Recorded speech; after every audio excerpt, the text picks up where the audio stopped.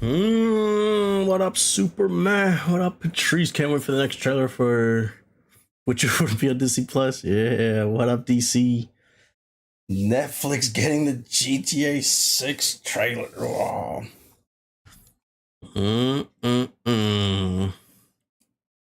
That was pretty interesting, huh? That was pretty interesting. Netflix, an extended look. And I mean, they got the countdown and all, chat. Look at this. They got a look 18 days, 17 seconds, 15 seconds. Look at it go. Like, this is like, I'm trying to think of anything that it's like, and I don't even know. I mean, I remember there being a countdown for the Jake Paul fight with Mike Tyson. I guess that'll be the closest.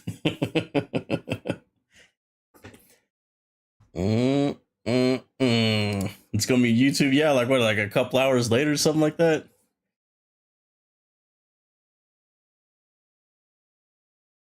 Yeah, I feel like that's a mistake too for it to be the same day. Like, I guess because it's gonna drop no matter what, so somebody's probably gonna rip it off and steal it and put it on their YouTube channels or something. So maybe they're just kind of like going ahead of that. But I feel like if that's the case, shout out Lazy Shadow with the subs, 7-8 months. I appreciate it.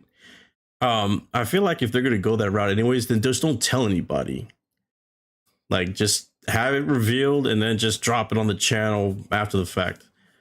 But because you told everybody up front, I feel like Netflix, if they did spend a lot of money, which I'm pretty sure they did for this, feels like they wasted that by having it only exclusive to them for a few hours or however long it is. But yeah, in a first of its kind partnership with Netflix, Rockstar Games announced today that Netflix subscribers will have the opportunity to watch an extended look at GTA 6 on Thursday, August 27th at 3 p.m. Eastern Time.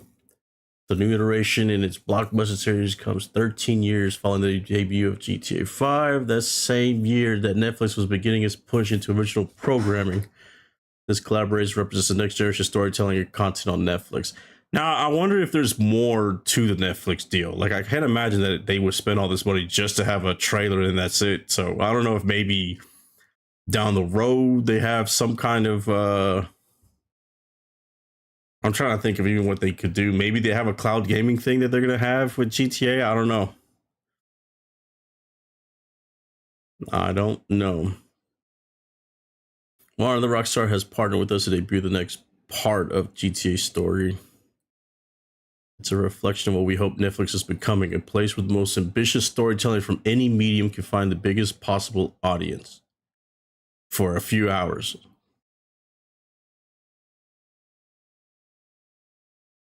For a few hours. GTA extendedly showcases one of the most anticipated releases in history and offers Netflix stars a chance to see more about the game that will define the next era of entertainment. Here's the game subscription in case you missed it. Jason and Lucia have always known the deck is stacked against them, but when an easy score goes wrong, they find themselves on the dark side of the sunniest place in America in the middle of a criminal conspiracy stretching across the state of Leonida? So they were, is that what the name of the state was? Yeah, I guess so, because I only know Vice City. It is a city, so I don't know what state it was. I thought it was just Florida. Leonida. It was, if it was a 24-hour exclusivity, that would make more sense. Yeah. In fact, it should just be on there like forever. Like if it was an exclusive thing, why does Rockstar need to put it on their channel the same day? Even if it gets stolen and people are uploading it illegally or whatever, you just fight that, right? Through the regular, it's going to happen no matter what anyways. If they drop it online, it's not like that's stopping anybody from doing it either. So I don't know why they're doing that to Netflix. I don't know. GTA 6 has arrived for PS5 and Xbox November 19th, so you still have plenty of time to replay some of the classic GTA games. Tune in on Netflix August 27th to watch the extended first look yourself. Yeah, I don't know. Now, I feel like there was a big some big talk about it online. That I mean, if you don't want to, if you want to wait until the thing is though, like I don't get mad about shit like this like everybody else does because you know Rockstar is just. I mean, it's not their fault. Netflix was the one willing to fucking put money on it. So, are they gonna say no? I don't even know. I mean, that's just this is just all part of their fucking plan to cover the cost of the game. So, however much Netflix did pay for it, I mean, that's on them. It's not like Netflix is raising a subscription to watch that. So, if you don't want to watch it and you don't want to pay for it, you don't have to. It's going to be on their YouTube channel a few hours later. So this is 3 p.m. Eastern. By what, 7 p.m. It's going to be on the GTA official. So if it was locked behind it forever, then yeah, that'd be, I guess, different. But it's not. We know it's not. So I feel like it kind of got overreacted on that regards. But this is just the era we live in. Now, is this any different than the Odyssey having an extended look on, what was it? Was it Peacock? Who has that extended look? I mean, they do this for movies. They do this for movies for sure. Haven't seen it for video games. This is the first of its kind. I guess if there was ever going to be a video game to do this, have this treatment, it probably would be GTA 6 because it's one of the most anticipated games of a long time. I mean, it was so anticipated. We had memes about how long GTA 6 has been, in the development phase, right? We would say things like X and X has happened before GTA 6 released. I think the only person that's kind of taking over that meme now, whenever this game does release, would be Embiid in the Eastern Conference Finals. But with LeBron James now, that might happen too. So GTA 6 is going to come out before Embiid reaches the conference finals, Eastern Conference Finals. But now that joke might be gone also at the same time. Well, at least not the same time, but a year later, they're probably going to be in the finals also. So both the GTA 6 meme and the Embiid meme might be gone. Hopefully not. Hopefully the Knicks knock them out. But yeah. What would be the equivalent of that? What would be the equivalent of GTA 6 would come out before this, or Embiid would get the conference finals for this if both of them end that discussion? What would be the next one? Who takes the mantle of that?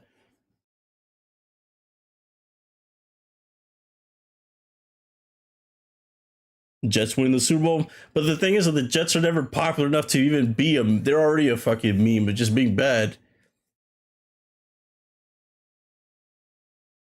Actually, the Knicks also kind of it wasn't as prevalent as Embiid or the GTA 6, but the Knicks never winning a championship again was pretty strong for a while there until Brunson got there.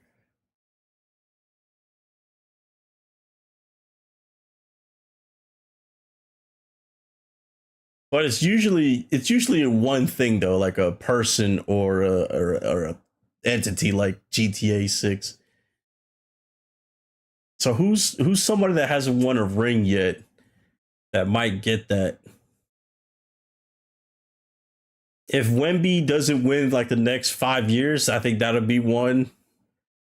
Just because Wemby is, maybe Luca. Luca might be that. It might be his turn. If Embiid breaks it, then everybody's gonna wonder why Luca hasn't won. It'll probably just be Luca will win a championship by it because he's obviously already reached the finals. But it probably would be Luca win a championship before XX and X. The Yankees had 27 championships. They're never going to be in discussions for for not winning a championship. They have the most of all the teams.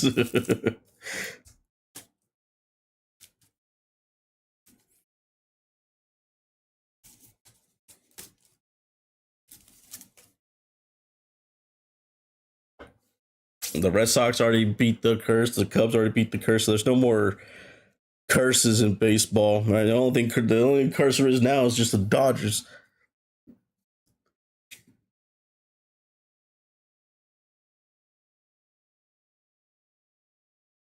It's been a decade since the Giants won. I mean, it's been like that for the Yankees too. They haven't won since 2009. It's almost been 2 decades. I mean, it's definitely a drought for the Yankees, no doubt about it. But they did make the World Series a couple of years ago, and they've been good still. So it's not like they haven't been a top team still. So no one can literally say, no one can really rag on them as much because they're still up there. They just can't ever fucking bring it home. I think Judge, Aaron Judge might be that because he hasn't won. Maybe that'd be the next one. Here's a guy that might end his career with the most home runs ever without winning a ring. That would be, and he played for the Yankees his whole career. That'd be kind of crazy. That'd be kind of crazy because you would think that he would have accidentally won one.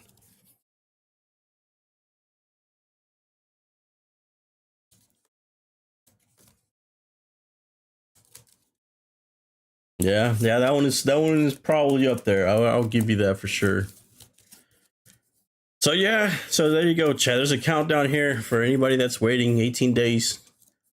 But like I said, it's I look, I get it. I get why people are angry, I guess, because it's behind a paywall, quote unquote. Although I've never heard anybody say they don't have Netflix or have access to Netflix. So I feel like the internet, specifically Twitter and all that, is just a place for people to like really complain for no reason at all. Like I have never before this ever heard anybody say, "Oh man, I can't believe that Jake Paul fights behind the Netflix paywall." You know what I mean? Like shit like that. I've never heard that before. Or I never heard anybody say anything about Netflix's shows behind the paywall and all that. But all of a sudden, because GTA 6 is on there, it's all of a sudden, oh, it's behind the pay. Like I can't pretend to be like that. Like I can't pretend to be mad about something that I don't really give a rat's ass about. and nobody can sit there and say that, oh well, you just accepting this and it's going to be the norm. This is the very first video game to have this. Like it's not like it's something that's ever happened before. And the thing is, though, all the movies have shit like that. I've seen the Odyssey first look, but I don't know who has that. But I think it's Peacock. That's paid. That's a behind a paywall. So if anybody wanted to see the Odyssey first look before it came out on theaters, I mean, I didn't see anybody get mad about that. So I don't get it. I look. Let me take that. I get if it was exclusive only, and that those trailers were never going to come out. But let's be real. Even if it wasn't announced that it was coming out on the YouTube channel like a few hours later, which, by the way, since they did announce that, I don't know how anybody's mad because all you gotta do is wait a few hours later. Who cares if you saw it first? But the fact that I feel like everybody has Netflix already, the fact that we get mad about it, it just makes no sense to me. Like I've never seen anybody say they don't have Netflix. Like I mean, we talk about all these shows before. Like it's different. Like I think the only service, honestly, that maybe people don't have much of that has good shows is Apple TV, and I feel like that's just a choice though at that point, because who really wants to pay for Apple TV? Like out of all the services, I don't want to pay for it. I really don't. I don't know why. I know they have good shows. Some of them great shows. I watch Severance. But me even talking about this shows that there's a way. You know what I mean? And I never told anybody online, I can't believe Severance is behind an Apple paywall. They need to put that on regular TV. I've never seen anybody say that, but for some reason, I guess video games is different.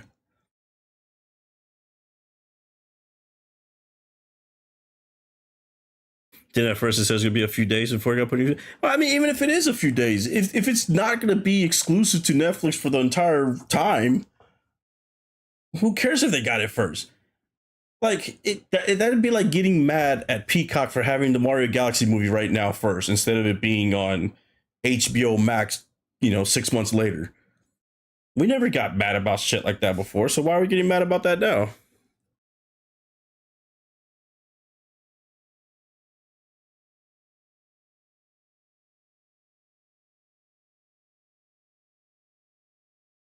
Am I crazy?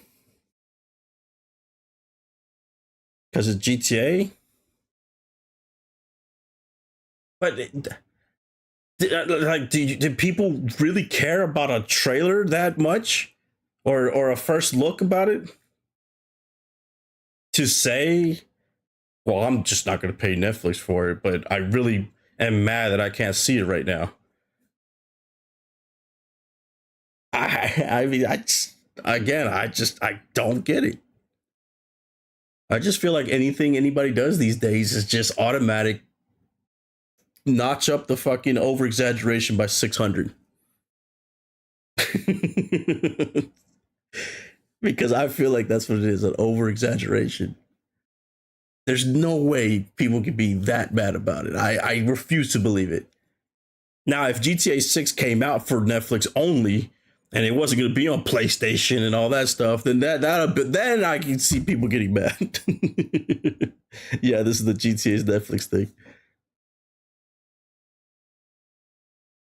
I don't like the gaming industry, movie industry's getting together. Netflix has been trying everything at this point. Hey, they're in survival mode. They're trying fights now. They're trying live TV. They're trying live sports. Like, they can't sit around because they know, and I feel like that's with all the fucking streaming services. Every company that has a streaming service, they know real quickly whenever they start getting into it that it's a money pit. It is very, very hard to fucking make money in this thing because one, you got to rely on a couple of things. One, you got to rely on people subscribing, which just you would think would be a simple thing. It's not. But even harder is keeping the motherfucker subscribed. So you got to have everything that makes somebody interested in anything at any given time. You hope to have top shows that can last a few years and have a rotation to where, okay, this show can take over January to March. This show could take April to June. This show could take July to August, shit like that.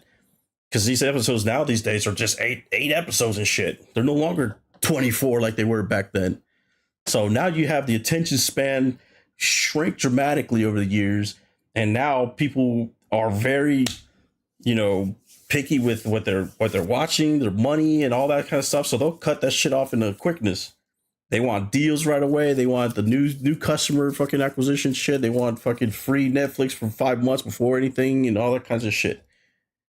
So they're fighting for fucking, basically eyeballs and to keep people around. So they're trying anything at this point. If video games are the next thing, they're going to try it. Because if they don't, they're going to be left in the dust. What up, Red? Netflix gonna have the hub next. You know what? They might, man. That might be the next fucking spot for porn. Who knows? All this drama down when they get it 1, 2, 3. I was just talking about this super. I've never, like I said before this was announced, I have never ever heard anybody tell me, man, I can't believe they got fucking Squid Games behind a paywall in Netflix. I've never heard that before. Right? Like all of a sudden it's like a big deal to have something.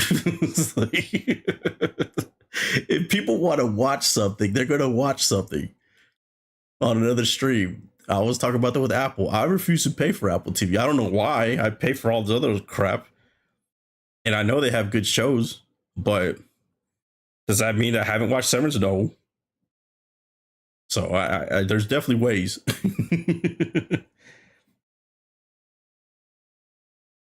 Maybe this is a precursor to Netflix making a GTA movie. That's the thing. They have a partnership. I feel like there is something going on. Whether it's that could be that, maybe they have the rights to it, or maybe this is a start of them maybe try to go to that direction, and then eventually, hey, just know that if you decide to put it in digital services or whatever, whenever it comes to streaming, it's got to come here first. Like the fucking all the other streaming services, how they bid for all these other movies and stuff. But yeah, Dune 3 previous Odyssey pay over IMAX as I haven't seen it this day. 6 hours of light work. Is that how long it is? 6 hours before it jumps into YouTube?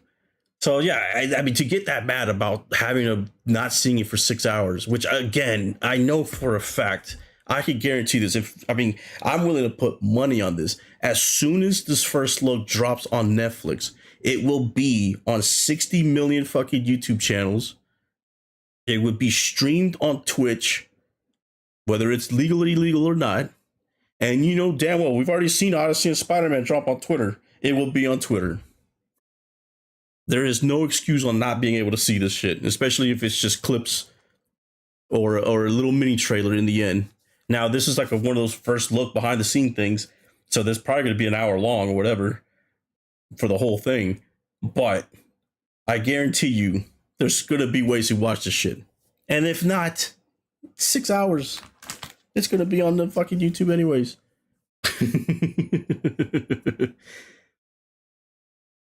I don't get why everybody's mad like this. You don't have to pay for it. And it's going to be free for you eventually. You don't have to. You're not seeing it right now. You know, it's 18 days away. So why are we mad about waiting another 19 days or whatever instead? Like, it makes no sense.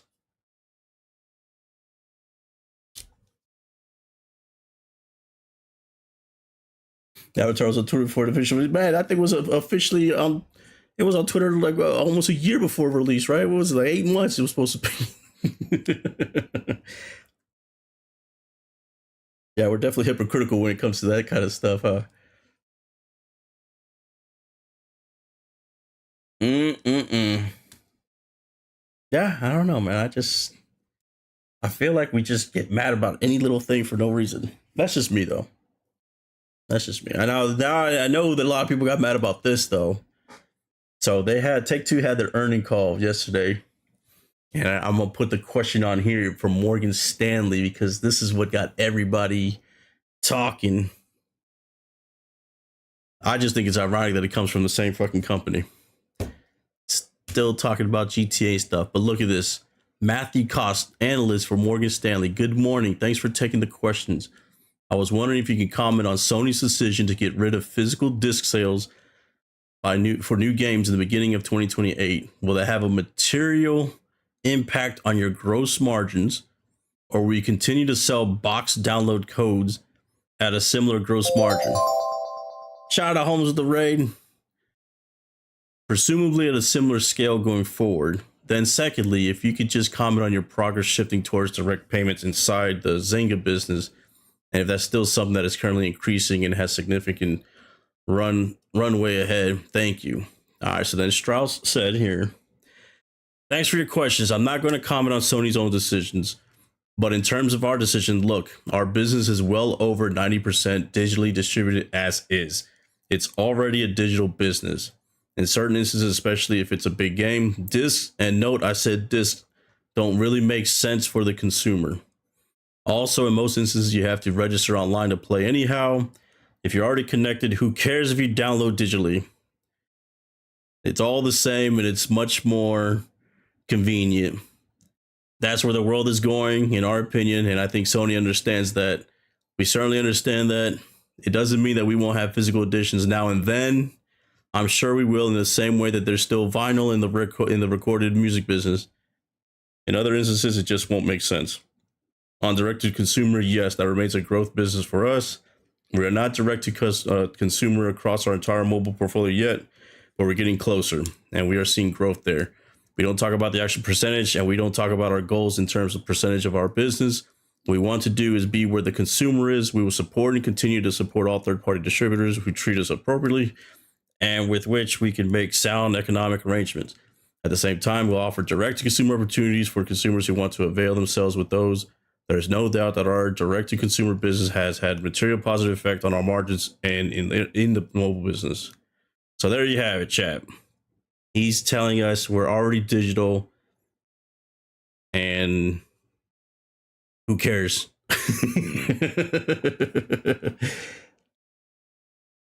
So what do y'all think, chat? So how did that news hit y'all? Because obviously, I feel like this was talked about a lot whenever it came out, especially the part where he says the "who cares," because I think I think this is the thing that got most people mad because everybody was like, "Well, I care." A lot of homeless.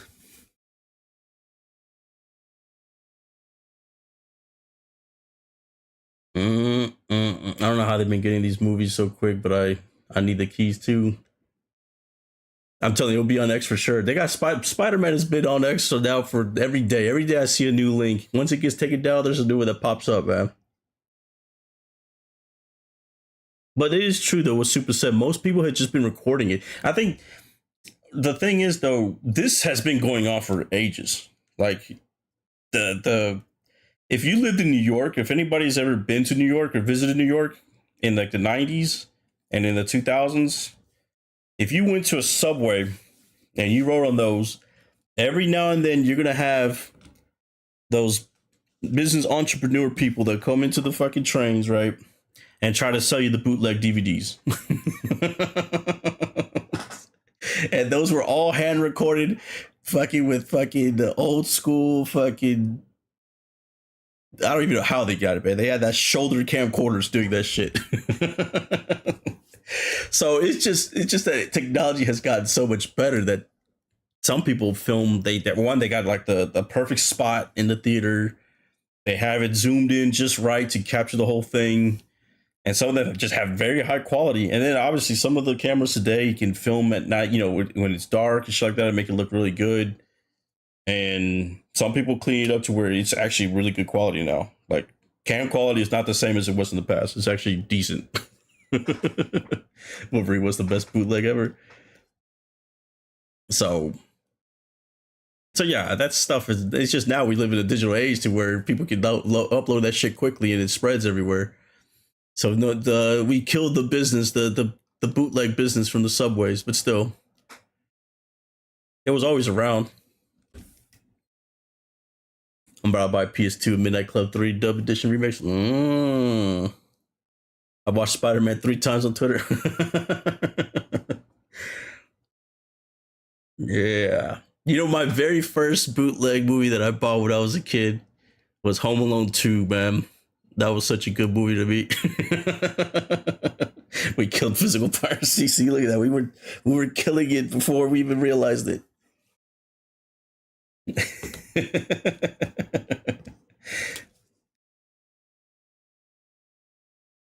But yeah, a lot of people were also pointing out about the 90% thing.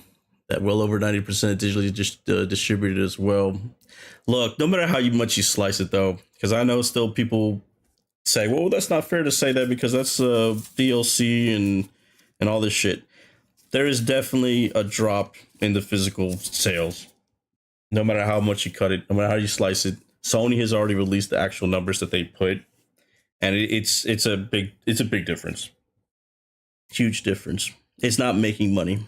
And then a report came out today about how much it actually costs, because that was the one thing that a lot of people didn't know the exact numbers of how much it costs to make a physical game. Well, now it's come out that it's actually 15%, and that's without the shipping cost and the distribution and how much the store gets a cut of and all this stuff. So for every $10 or every $70 game, $10 of it is the cost without all that. And it basically what it is the margins are very small in the end for physical. So unless they do direct to consumer to make it like that, I doubt physical is going to survive in the next, I don't know, I would say 5 years. Not just because PlayStation killing it and Rockstar's killing it, but I just don't see it being a viable option for anybody that even wants to keep it at this point.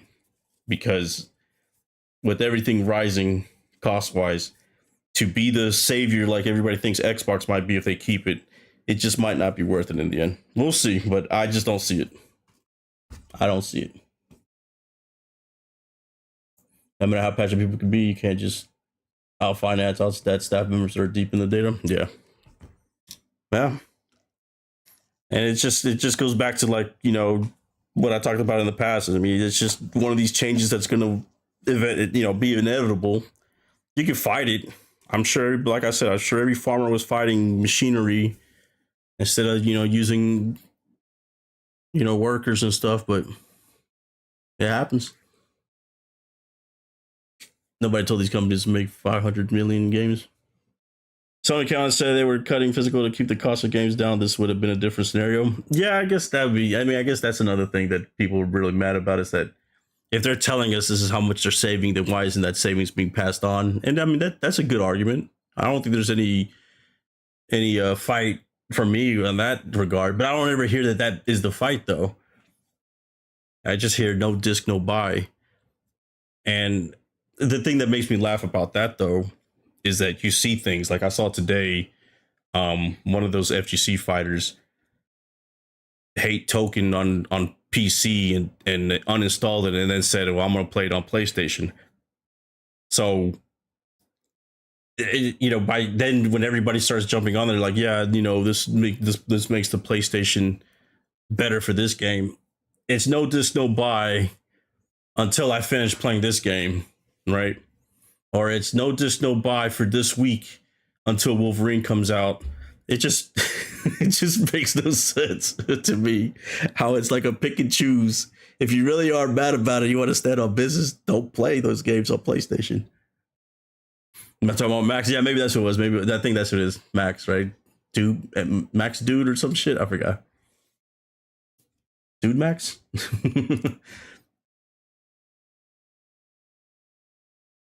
I don't think Max was on the no disc no buy. No, that's true. I'm not saying he is. I'm just saying that it's very convenient how if it's the PC port of shit, it's the automatic response is I'm gonna jump on PlayStation. And how a lot of people were defending the game, the PlayStation version of the game. But this is the same PlayStation that a lot of people are saying fuck Sony.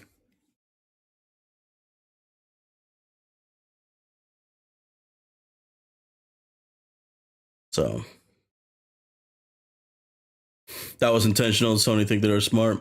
Oh, so you think they purposely bashed the port, the PC port? Which they could be doing that for GTA 2 if you think about it. Because everything has been pointing that it's going to be like not exclusive to Sony. They are listing, even on this thing that we saw here, that it's coming out for Xbox as well. Was it at the very end here? Yeah, look, arrives on PlayStation 5 and Xbox Series X and S.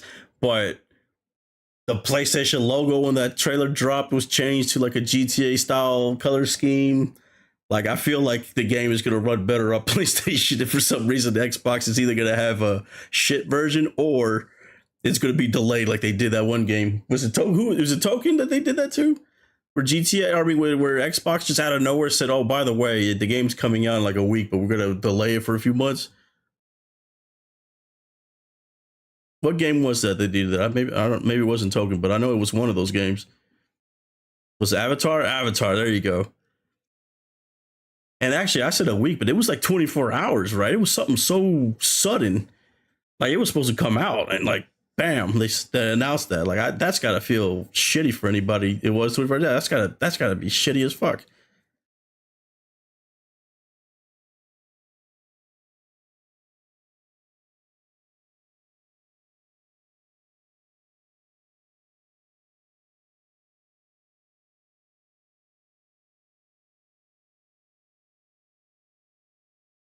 Mm-mm-mm. I will say this: whenever Sony is up, they're dickheads to everybody else. I've noticed that. That's why I didn't like how Microsoft was trying to bend over backwards to try to make shit work with Sony when it came to the Activision stuff and all that. Because Sony, for the longest time, did not want anybody to fucking be able to play Fortnite with crossplay. Like, they were like, no, everybody comes over here to play with us. If you want your friends to play or talk to, they got to come to us. They were like that. They had a beg. Fortnite was the first game to actually have Sony like decide to share chat and shit. Like, it was like they were hell bent on never doing that shit. And then whenever Xbox started getting some motion, They were trying to have like Sony be part of shit, and they were like, "No, fuck you." And they've always been like that. But yeah, they always bend over backwards for them. I don't know why. They would give them exclusive games. Did you ever see? Look, in fact, what exclusive game for PlayStation has ever come to Xbox? Can I even think of one? Is there even one? They went to PC, but that's not the same. Have they ever had a PlayStation exclusive on Xbox? I'm trying to think now.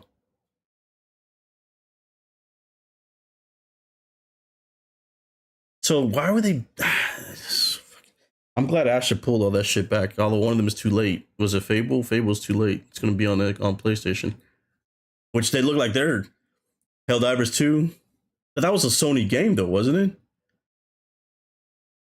Oh yeah, no, okay, yeah, okay, yeah. Never mind what I just said that. So Helldivers 2 was in Xbox. Okay, yeah, that because I know that's a Sony game, Helldivers 2. So yeah, that makes sense. Okay.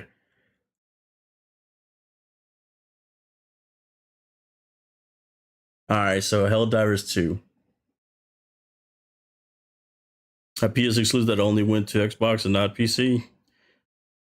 No, I mean any game that actually was exclusive to Sony. Well, then again, Helldivers was never exclusive to Sony. It was that was on everything right away, wasn't it? Helldivers 2 was the PC and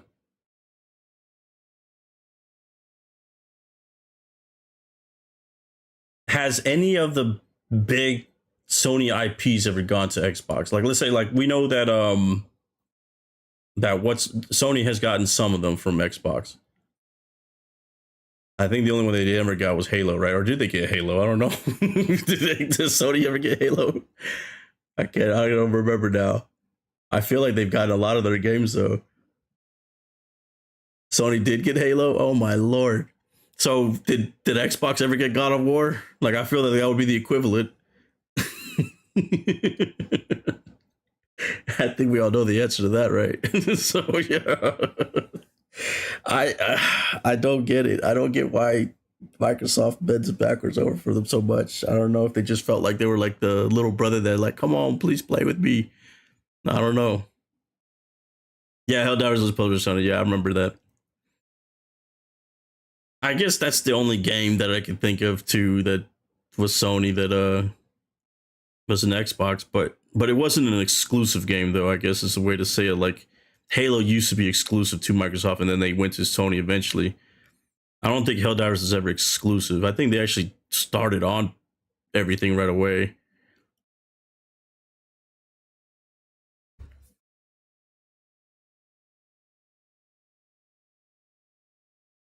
Because I remember playing it on PC first, Helldivers 2. And I want to say that was on launch day. At this point Xbox is the survival phase of the coming around. Yeah, I mean that's the thing that's why I was brought that up in the first place is that Sony when they're on top of things, they are to in my opinion like assholes to everybody else when it comes to that. Look, they're pulling the PC games out now, right? They're pulling all their ports out of PC now. They're basically saying, you know, we're hot shit right now. Everybody's coming over here to us to play. We got all the people. We got all the gamers. We don't need anybody.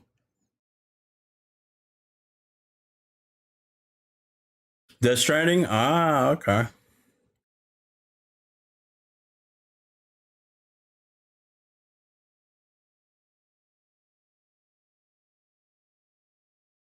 Metal Gear Solid. So there has been a couple of them. Well, now it looks like that's not going to happen anymore because now everybody's like doing the it's my ball. I'm taking my ball.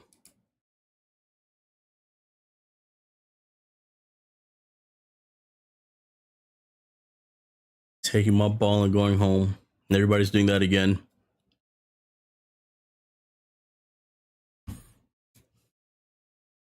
Oh yeah. Oh, this was also an interesting one. The buy side is doing everything they can to sort of monitor these pre-orders to gauge demand for GTA. I don't know if there's anything you can share from a historical perspective as experts on ranges or how people should think about pre-orders in terms of what booking ultimately are for a title. Like I said, there was a leak that said that their pre-orders were like really good.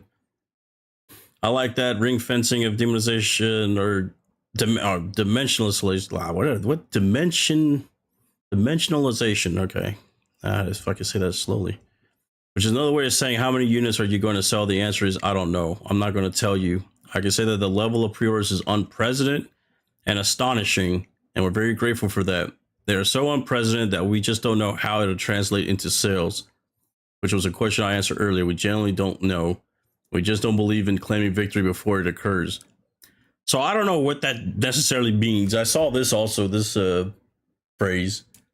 It's so unprecedented, it's so astonishing that I don't know if it translates into sales. Like, I don't even, like, if I'm an investor, I don't even know how to take that. Like, is he saying that it's so much that there's no way it can sell that much? Like, what the hell does that mean?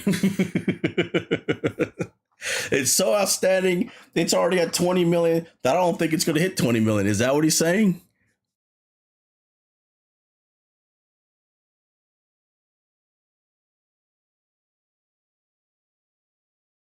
I will say this, though. I will say this. After listening to the Nintendo call,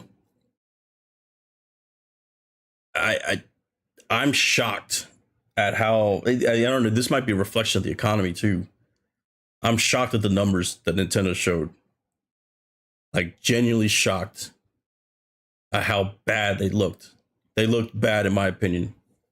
There was no denying it. Donkey Kong hasn't reached 5 million sales yet.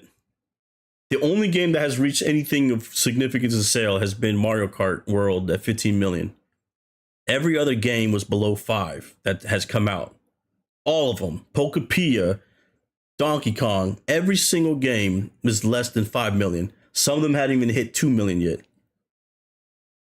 And to me, the number of Nintendo Switch sales, it's at like 22 million or something like that. Some's not translating. They're buying the damn console without buying the games in the end, except for Mario Kart. And probably this is where I think 90% comes in. Probably 90% of it came for free. You know, whenever they probably bought the fucking one that came with that game. So no one's buying Switch games. I don't know if that's just a reflection of everything else. It's not, though, because we saw Resident Evil actually put their numbers out and there was like 8 million or 9 million.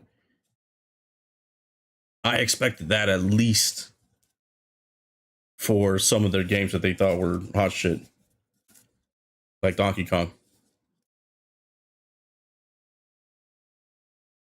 Truth be told, I'm not surprised. I'm kind of surprised by that. I am. Pokemon sold well. It didn't. It didn't. I mean, we could say it sold well, but it's less than 5 million. To me, that means it's just whatever. It wasn't like we freaked out about Sony Spider-Man 2 only getting 2 million on its opening days instead of getting 5 million for like the opening, the opening weekend, the game. And yet we're over here saying that 2 million is good for a game that's already been out for what now? Almost a year. So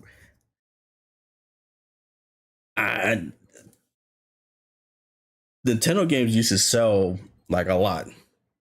Like, if you look at the history of like Zelda games or Pokemon games and all that stuff, 20 million would be easy to hit in a year. So for none of them to hit 5 million, man, that means that they're not buying it like that. And they have 2 SKUs of consoles to buy it in for most of those games. Obviously, Pokepia and Donkey Kong is only in Switch 2, but there's 22 million Switch 2s sold. So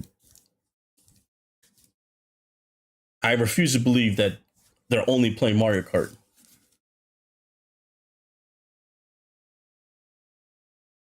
She's gonna that could be it too, because Donkey Kong was Donkey Kong one of the expensive games, or was it just Mario Kart World?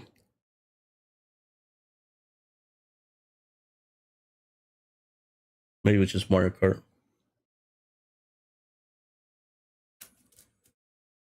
Man, I don't know, man. I don't know. I don't know. I have a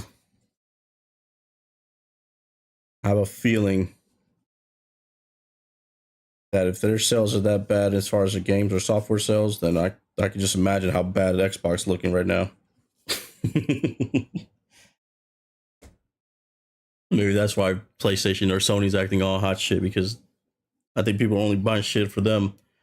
And the thing is, the reality is though, is that it really isn't a lot of games being sold. Most of the games that are being played right now are all the free games, right? All the Fortnites of the world and the fucking, games that are like Modern War. I mean, the not Modern Warfare. What's the Call of Duty? Red Sec, Warzone, like all the shit that's free to download.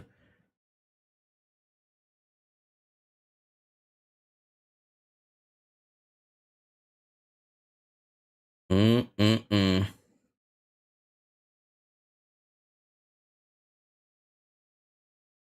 They waiting for Dusk Bloods. Yeah, yeah. That should hit. That should hit fucking nice numbers. You would think. From Soft. I hope. I hope that it fucking. I wonder what they're thinking though right now. Like, are they limited? Are they like shit, man? This game will run so much better on PC. This shit sucks on Nintendo. Like, I wonder if they're thinking that right now. The developers.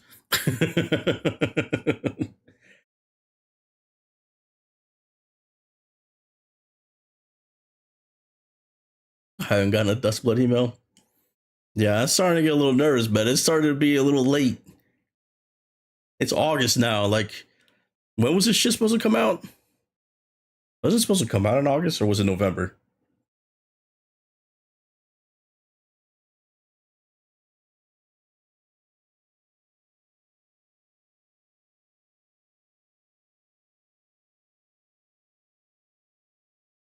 Hey Google, when does Dusk Bloods come out?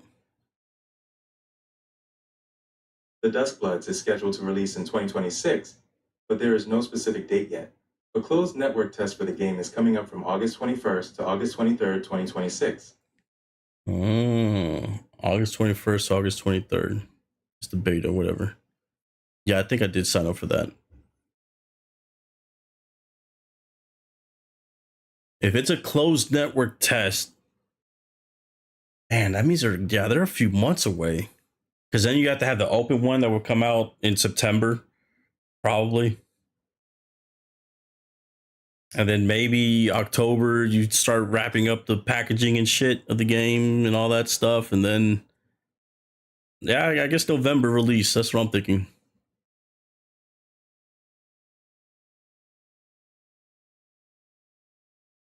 That is if they do an open network check. Yeah, you're right. It's on a Switch, so they probably won't do an open test. I'm shocked they're even doing a closed test. I think they're doing that though because they probably need to stress test how much the Switch 2 can actually handle. So they're probably doing this closed network to actually, see if the shit that they're doing, can actually be acceptable. I guess is the fucking way to describe it whenever it comes out. Because if we're over here mad about what tokens looking like on PC, I can't imagine a Souls game on a Switch 2, especially what we've been getting these last couple of years. Because it wasn't the Switch 2 the equivalent really of a PlayStation 4?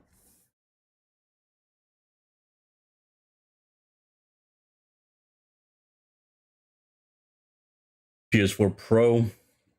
So it's not too terrible, but yeah, I don't know. I don't know.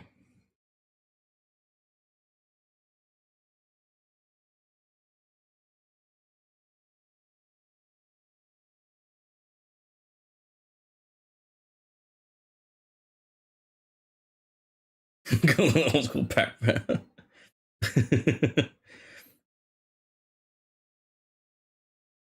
Like this is in Minecraft or Roblox, man, where it seems like you'd be chill. Actually, I don't even know if the Switch 2 can handle that shit anyways.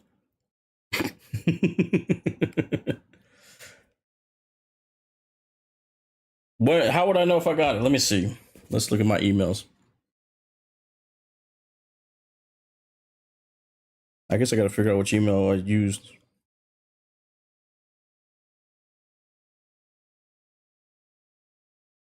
I've been invited to a Onimusha event.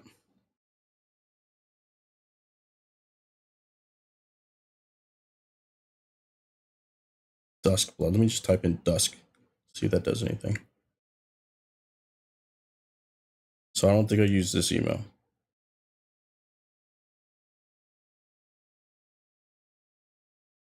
All right, let me see the other emails.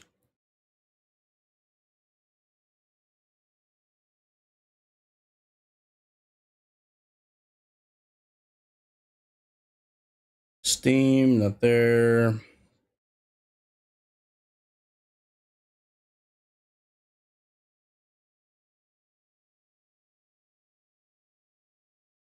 Not there. Let's see. The only other email I could use. Nah, I just don't have it. I didn't get any of them.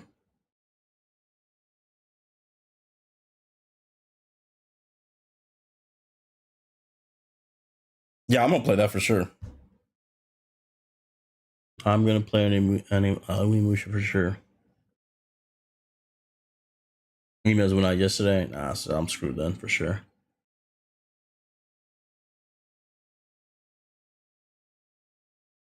Also, on a while to confirm going to Switch 2. Man, yeah, that man, can it handle that? Some of those fights, man. Especially with the what's his face with all the lightning and shit. Man, I don't know if that shit. My PC barely handled that shit.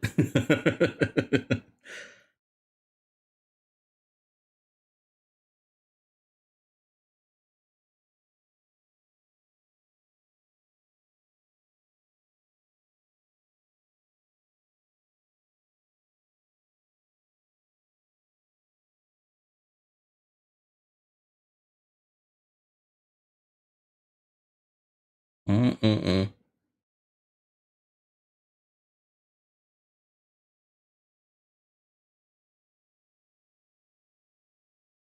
You can run on Steam Deck now? Barely though. I do wonder how it's gonna be on Switch 2. Yeah, maybe I'm shitting on the Switch 2 more than I probably should be, but I want so badly for the games that we like Elden Ring is on it, I think. But I haven't heard any good positive news about that, so I don't know if anybody's even playing it or if anybody's even tried yet. Do I have an extra Steam Deck? No. No, I don't. I will eventually, maybe. But I will say this: the Steam Deck has, I bought it a long time ago when it first came out. I wouldn't say that it's been a waste of money, but it's certainly not. It hasn't been used as much as I probably would have liked for the price. Now, it doesn't mean that I don't appreciate it, but like let's say the Steam machine, right? That for 1,300. I'm not so sure if I really want it anymore.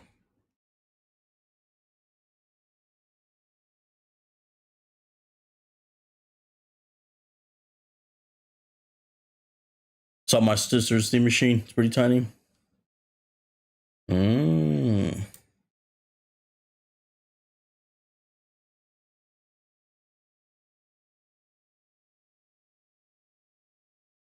So they already, I didn't even know they already, man, you know what? I might have missed that email. I was supposed to get that. Man, I bet you I got it. It kind of like the damn Tesla, the Cybertruck. I probably fucking ignore the email. Even though it came out already.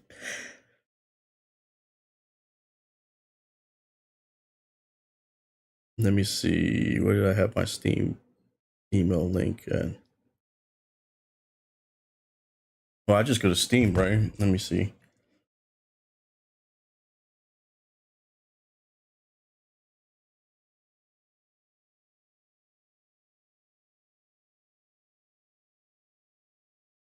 Let's see if I missed it. I might have missed the chat. Notifications, view notifications. No, no notifications. View all. It's not on notifications. Let me just type in the Steam machine.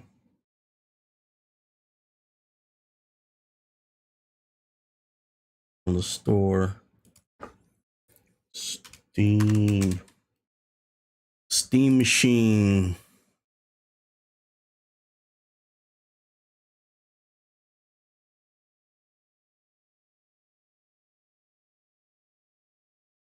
It says I'm on the wait list now, chat. I think I missed it. I think I missed my email. Because I was picked. And now it's saying I'm on a wait list. I think I missed it and I fucking let the timer run out.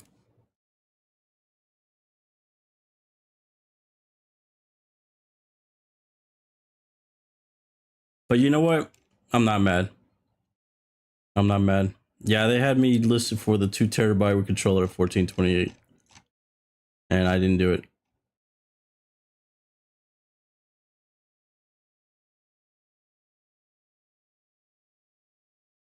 But I don't know.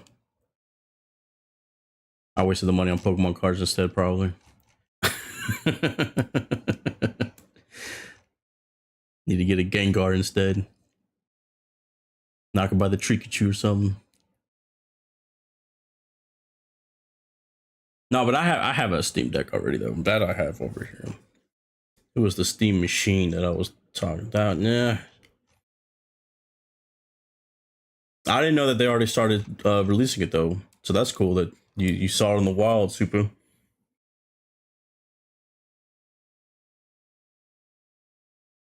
And your sister has it.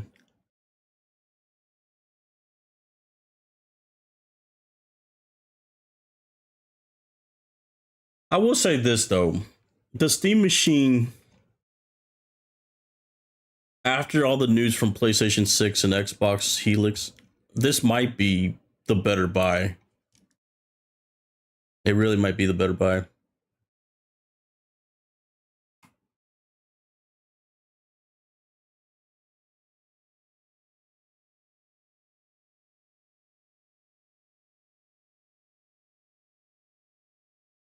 Because I know they're sweating. I know Sony and Microsoft are sweating at the prices. Because if PS5 Pro, and they already raised the prices today, or starting in August, the Xbox too. If the PS5 Pro is $900, that's already close to that fucking price for that fucking Steam Machine. Now, I get that it's not as high tech as we had hoped, but that means if PlayStation 6 is supposed to be as high tech as they say, that price is not going to be less than that. So you're looking at $1,000 console no matter what, or 1,100, I should say. I can't even say 1,000. It's not going to be $999. That's the target price that I bet they want to have for fucking retail, but they're not going to do it. At minimum, just based on cost of everything, it's $1,100 at minimum. If you're trying to set it like the PlayStation 3, where they were selling it at a loss, I mean, even that machine, even that console was $700, was $699, or maybe $599. It was $600 if you did the controllers, but that was a crazy price for back then. It's gonna be that for sure. Like I feel like with today, the way everything is, it's gonna be $1,000 plus. It might be $1,199 for real. So I think they're so nervous about announcing that when that day comes, and it might have to come soon. It might be around 2028. I think they kind of showed their hand of when they planned the PlayStation 6 to come out by talking about the no disc. And that's just a year and a half away.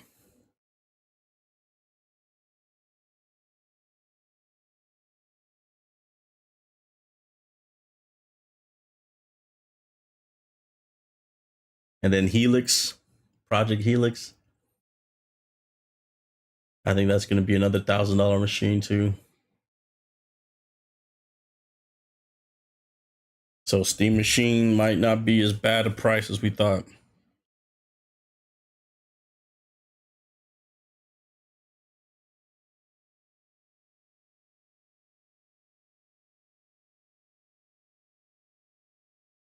Mm-mm-mm.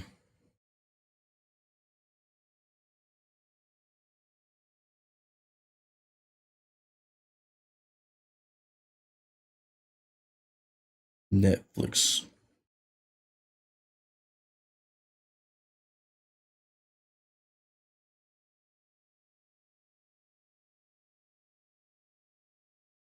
Think they're intentionally delaying it. Chat today. I found some Pokemon cards out there. Went to Best Buy. I do this every Saturday. Me and my oldest son, I'm taking to Best Buy. We wait in line, try to get the Pokemon drops that go on Best Buy on Saturdays. They had a Ascended Hero bundle today.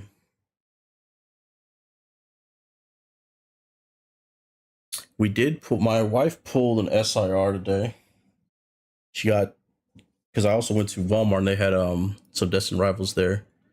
She pulled it was funny. Team Rockets Giovanni. That was the name of the card.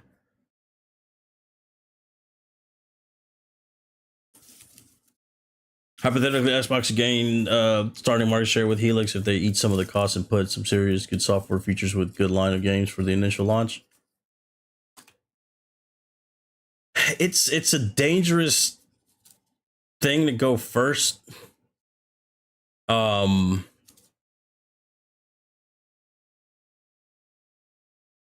I don't know, man. I feel like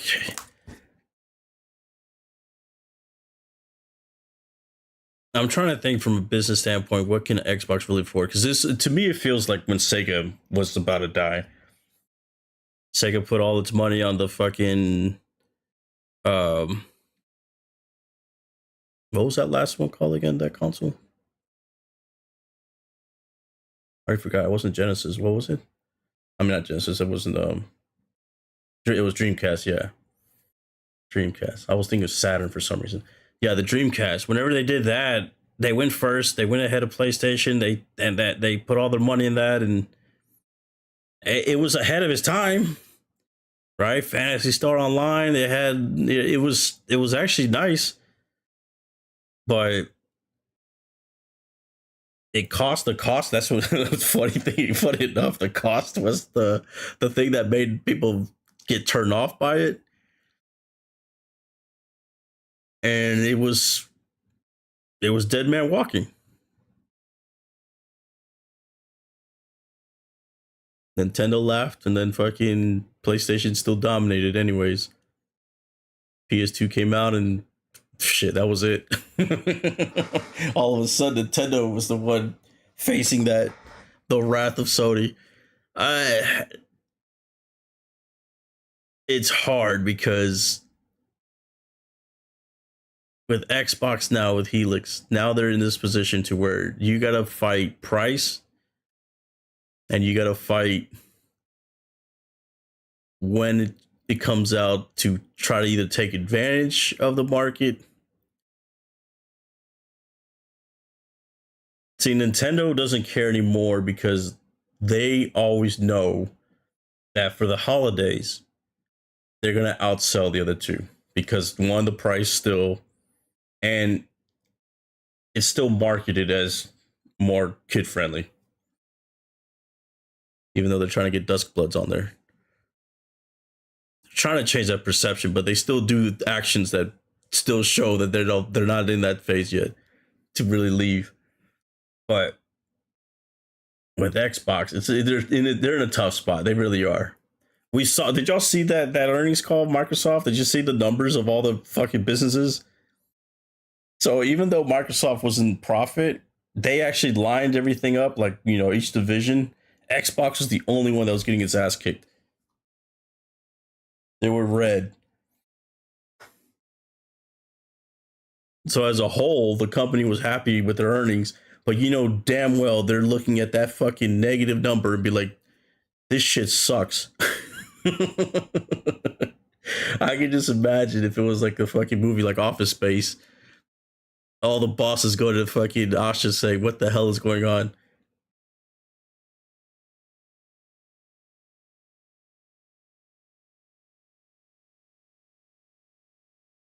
Yeah, they spent a shit ton of money on studios. Yeah, I know. That was already a few years though, man. That shit is. I mean, they're in a fucking hole because they all those decisions that they made. They're not just buying the studios, but all the shit they did on top of that with the fucking properties that they have. They've botched everything.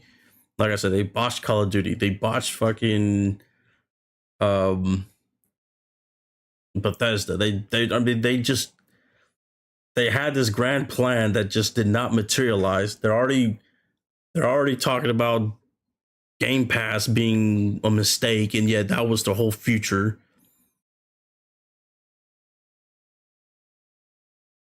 Their identity's lost.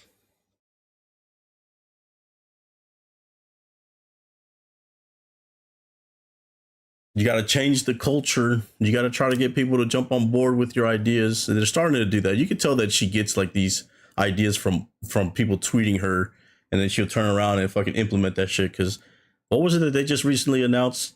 That was straight from fucking Twitter, by the way. There was two things, and it came from a tweet like a couple of hours later, something like that.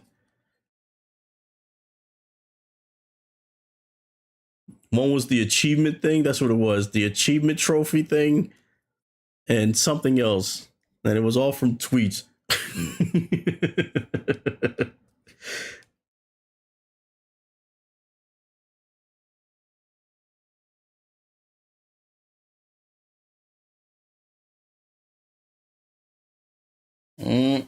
How's Beast of Reincarnation, homeless? If you're still in here, I'm gonna be playing that probably tonight. I think I beat Power World, Chat. I beat the 8 towers. I don't know if there's more. Actually, there is more, isn't there? Was it disc to digital? Was that what it was? Now there was something else along the lines of the whole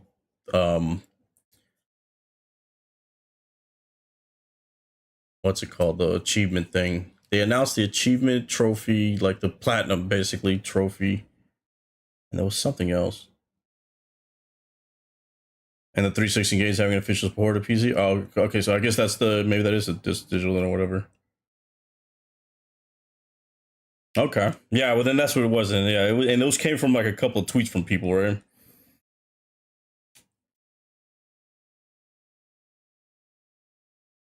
That were directed at her. Like it would be a good idea if you did this, this, and this, and she's basically taking that and implementing those. How long that'll last, though, I don't know. But you could tell that she's listening to the people to try to, you know, bring some quality of life changes and things that probably should have been done a long time ago. So at least you know that she's listening. I guess that's a positive. I just don't know really if Xbox is going to survive like that. And I feel like the expectation, like I do get people's thought process on if they want to beat Sony, especially when everybody's mad about Sony with like the no disc thing and all that. If they announce tomorrow that Project Helix has a disc tray, I don't think there's any doubt that that's going to boost the perception of Xbox as pro consumer and all that stuff because everybody wants to hear that right now, right? The thing is, though, I don't know in a financial standpoint if she really wants to get those brownie points and cost the company billions of dollars at the same time.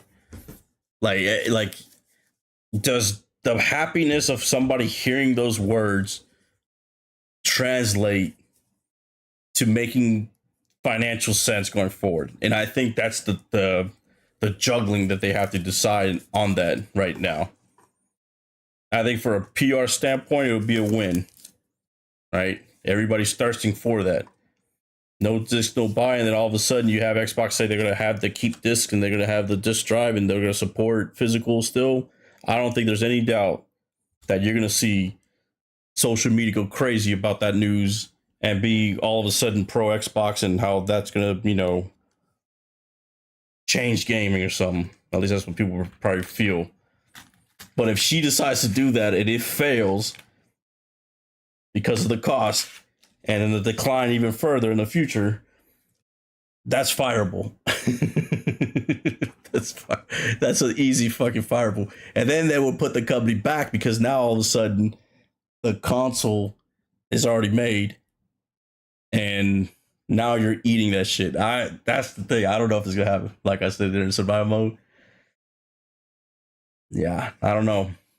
I don't know because that's literally billions of dollar decision right there.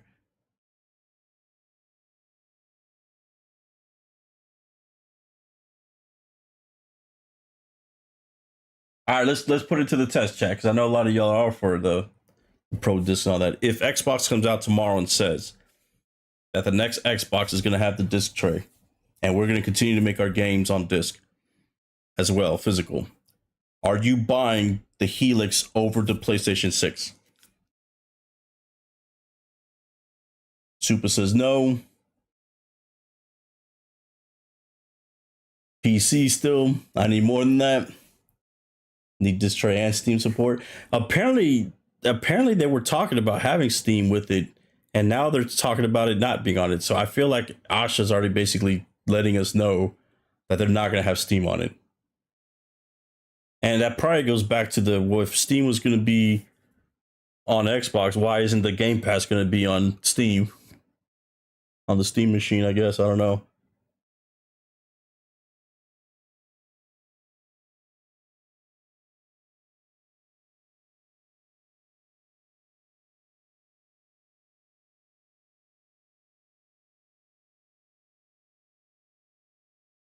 Xbox needs Steam.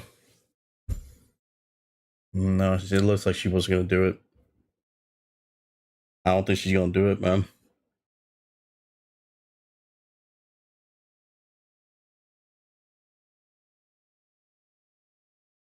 Getting both pockets fat. I think eventually I'll get both no matter what, anyways. Yeah. So it'll be bad asking me about that stuff because I'm going to buy both. Just like I've been buying all of them, anyways.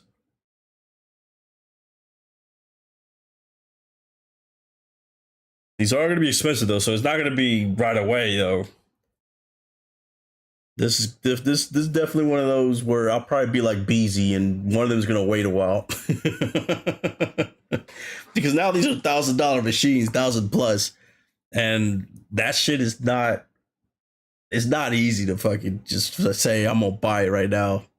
Buying a $500 console, not as big a deal, but spending the 800 plus, that might be a little bit of a.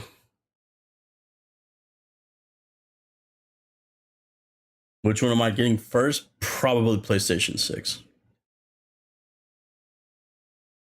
And the reason why is because I've bought the last 3 Xboxes that have come out. I think I've only played the 360 the most. The Xbox One and the Xbox X, I'm not even bullshitting, have barely been fucking played.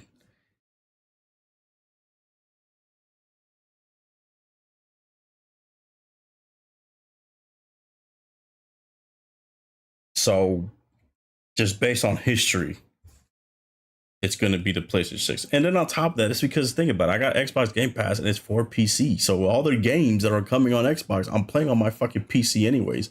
So why do I need their console? Like, to me, they should have been the first ones to just go all digital. Fuck the discs. The Xbox should have just been digital. They should have been console-less at this point because they basically are.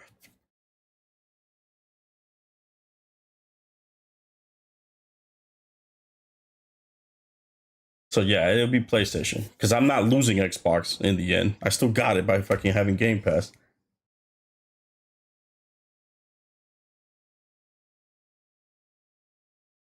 And if I need to buy a fucking Xbox game, guess what? We already know that it's gonna come out on PC anyways.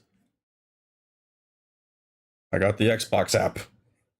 But you can tell that that's what they're transitioning everything over to. So she's not slick when it comes to that. That's an old marketing play.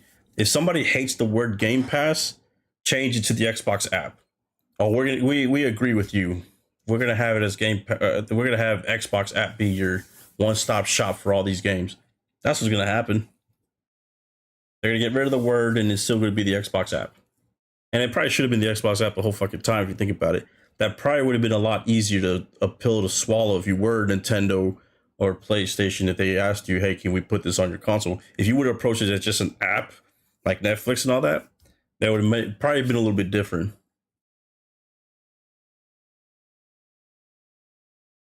Those conversations. I'm good off PS6.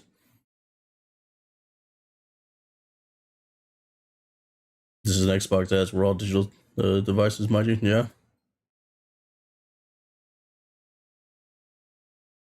Xbox never had any advantage I couldn't get on PC. Yeah. I mean, that's true because they basically are PC anyways.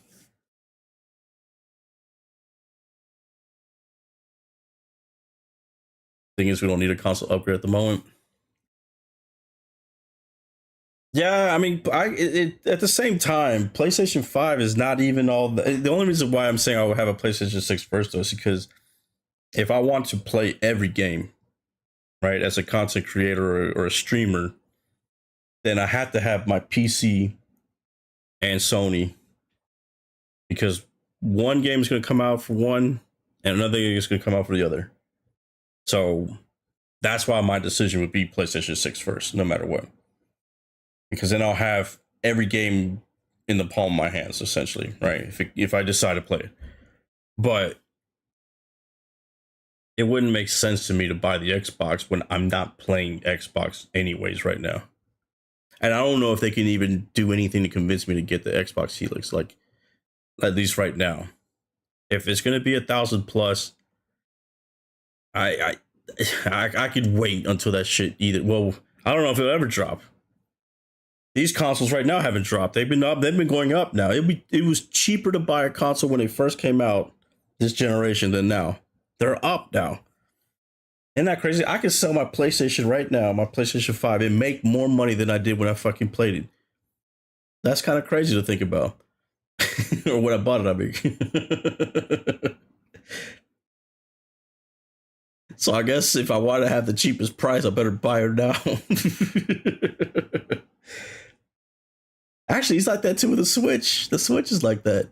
In fact, I even think that I can probably sell my Switch ones right now for profit,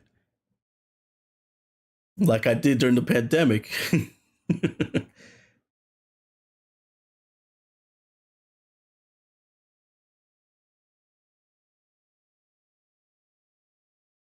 But they need to work on a cheaper hardware release of PS5 Mini. You know what that means, right? If they do that, they won't do it because everybody will be mad. I can't put a disc in this.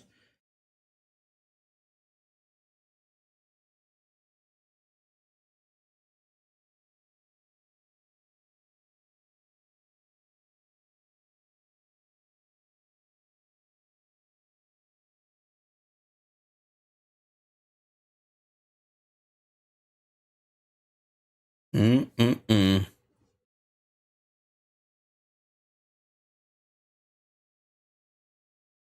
Switch 2 is going to go up in September. Man,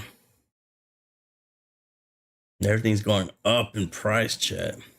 That's why you guys. That's why I stick with Pokemon. At least I know my Pokemon cards aren't going up. Actually, they are going up too. Target all of a sudden is not as cheap as before to buy Pokemon cards. They up their prices, and you don't even realize it until you actually find another place that sells like the same thing. But like we're so used to, like, for anybody that chases Pokemon cards on Target online, they have the SPC, the prismatic SPCs at $129.99, and obviously that's a good price when everything is on street value is $300, right? 280 to 300. But then I saw with my own eyes at Academy, I didn't get it, but I saw it there that it was on sale for $99.99, and I started thinking about it. I was like, damn, they fucking charging $30 more, and they're not even GameStop. Yeah, obviously GameStop was charging the $300. But I was just thinking about that. I was like, damn, we're actually excited about this fucking price. And they're $30 more than fucking other places.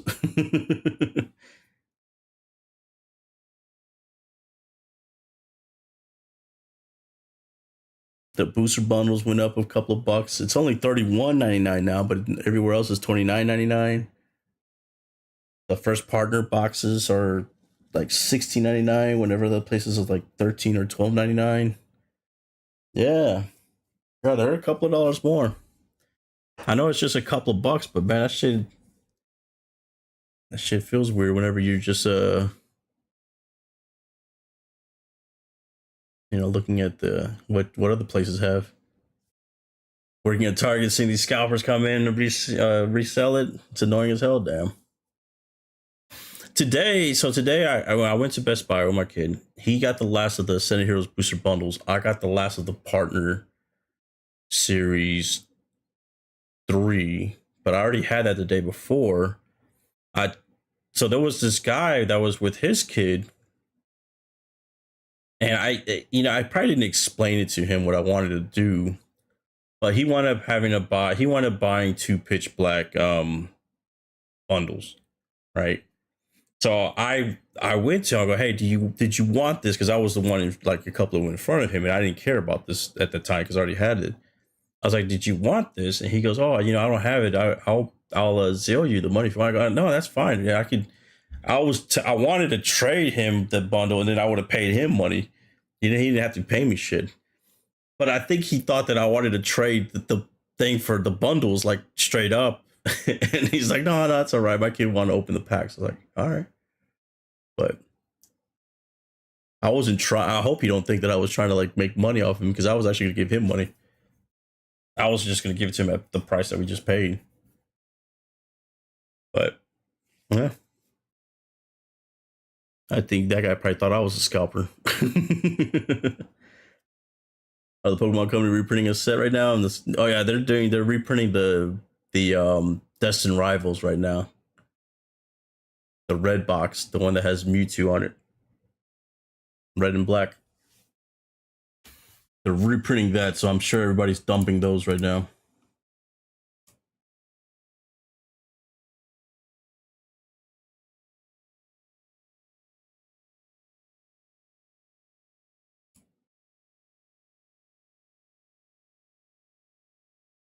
Yeah, I think when they get the new printing thing too, the new printing facility, whatever, I think Pokemon is gonna have like they're really gonna flood the market.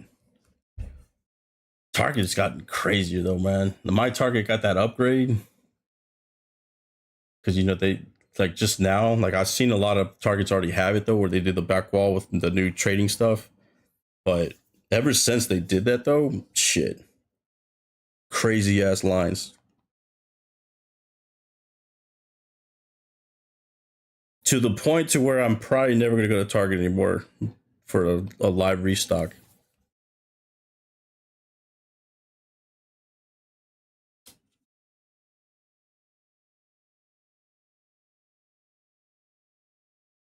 Because it was already bad enough trying to wait just a few hours, or no, just waiting with a few people with 50 plus. I'm never gonna get what I wanted, and then on top of that, they've been like really like taking their time stocking stuff.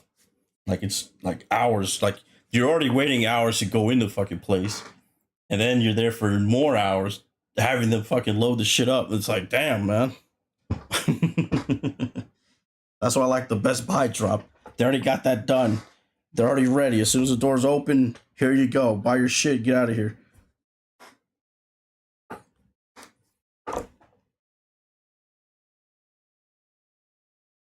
They do that on purpose. Yeah, fuck. They have been doing beefier stocks though. Restocks. I've noticed that. We want y'all to get out. That's why. Get out of the way.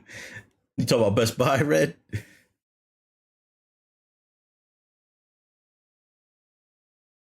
Our Best Buy is nice. You seen some stores try to take the plastic off the packs to stop scalpers? Yeah, I've seen that. Like the prismatic SPCs, just slicing them up, taking the shrink wrap off of it and all that. Yeah. I saw a video of one where somebody did it. It dropped like all the packs. I think actually somebody stole the shit and they thought that it was a slash.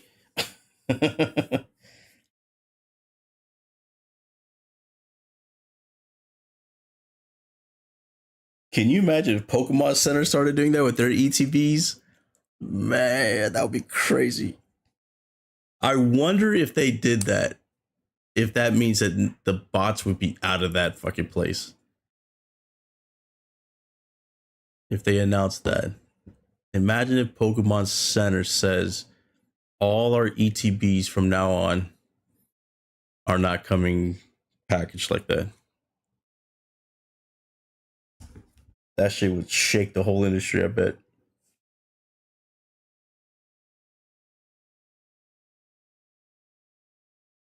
Because then every ETB would be, in fact, probably the regular ETBs would be the one that would be of value because they're the ones that only true sealed. They would just try to scalp them, bro. They're already scalping One Piece, man. One Piece is the if there's one thing competing with Pokemon right now, it's that One Piece. And the thing about One Piece though is they got like high priced cards and that shit right now. Like everything is fucking high priced.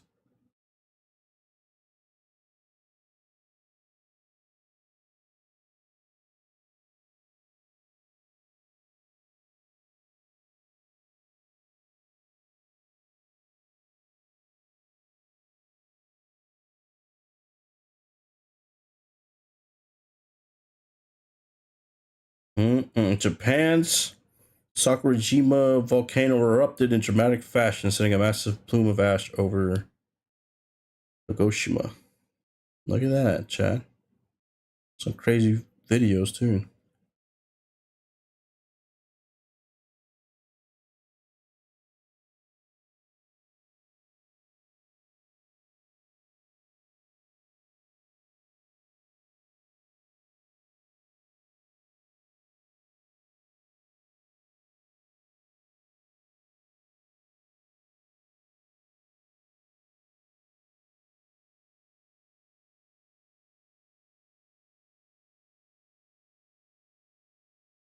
Somebody hit a Power World God pack on stream. Let's see this. Let's see what they got.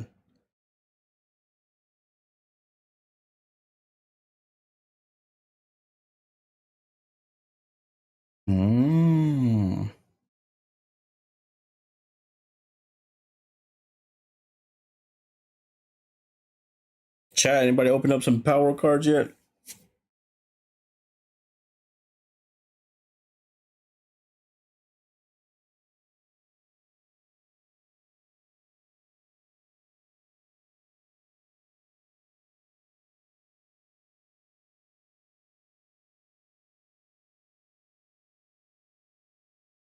And then the trial deck.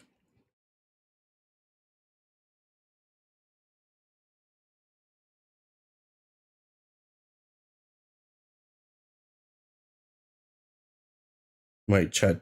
Drake is streaming a 20 versus 1 shit, whatever.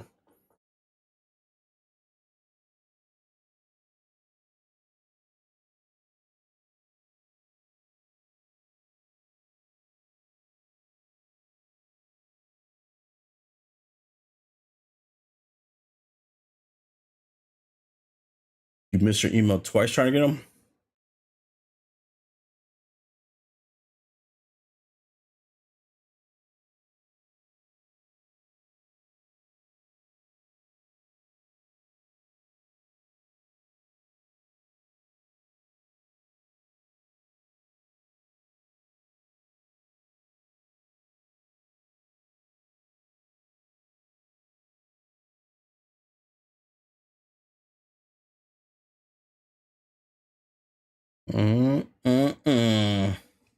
Just waiting for my Cyberpunk cards to come soon.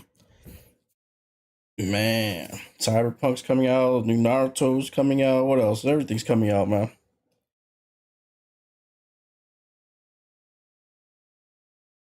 Everything. Check out the countdown, chat. Where we at now? 18 days, 17 hours, and 41 minutes. I'm excited, chat. You should open Lorcana cards. I did. I didn't hit, so I stopped. Pokemon card value is going to plummet next year. Sure, it is, Blank. Whatever you say. Sure, it is.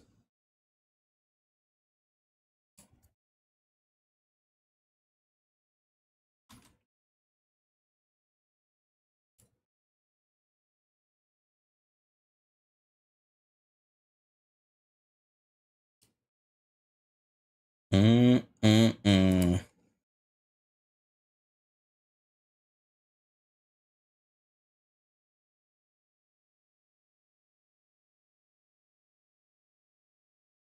Plummet to 0 too? Yeah, right. They'll never be 0. That I can guarantee you. That I can guarantee you'll never be 0. And even if it does plummet, like you say, which it won't plummet, by the way, but even if it does, let's just pretend it does. When 35 comes around, it'll just go right back up. Because the one thing about Pokemon is that while we might be getting older, there's always a new fan right around the corner. It will never go away.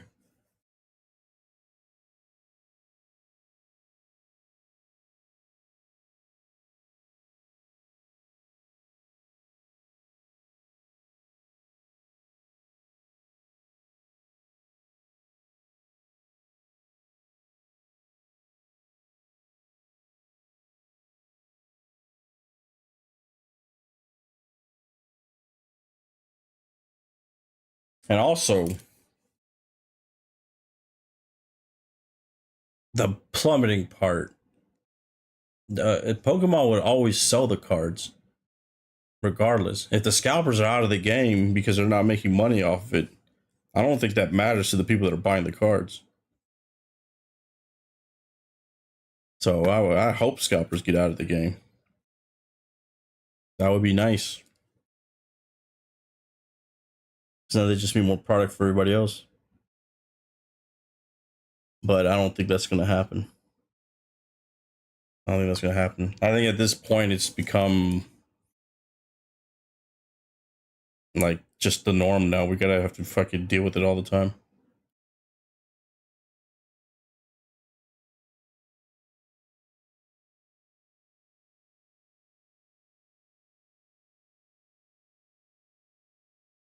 What up, HB?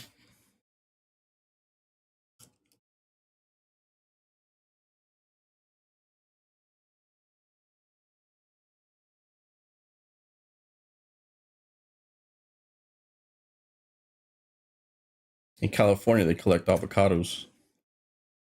That's what HB collects. They got special edition ones and stuff. So while we're fighting for prismatic SPCs, he's fighting for some rare avocados.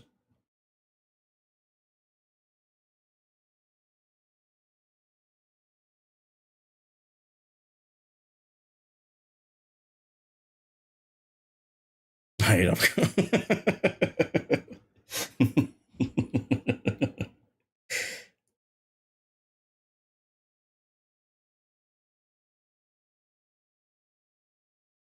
What's big over there in California? Is it One Piece?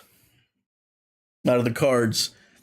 I feel like it's different places that have like the popular stuff or whatever. Because over here, if anybody's a big Yu-Gi-Oh fan and you're collecting Yu-Gi-Oh cards, they're everywhere over here. Same with Magic. Same with fucking the Marvel ones that just came out. That is everywhere. Everything else sold out except for those. One Piece had a day last year. Remember, what are you talking about? They still fucking killing it. You can't find One Piece cards in the wild anymore.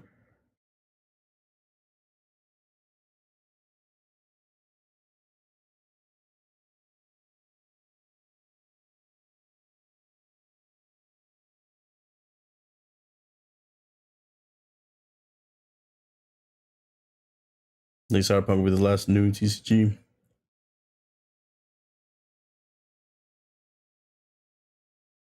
They're still doing that though. That wasn't just last year. They had a One Piece they had the One Piece card a couple of weeks ago at Dodger Stadium, and that shit, those cards fucking already crazy. They're like $2,000 or more. Wonder how much they are right now. Let me see. One Piece Dodger cards.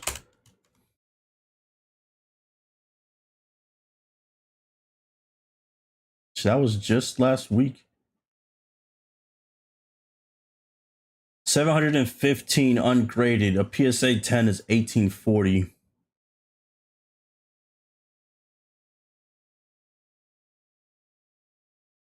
It came out actually a month ago, July 2nd.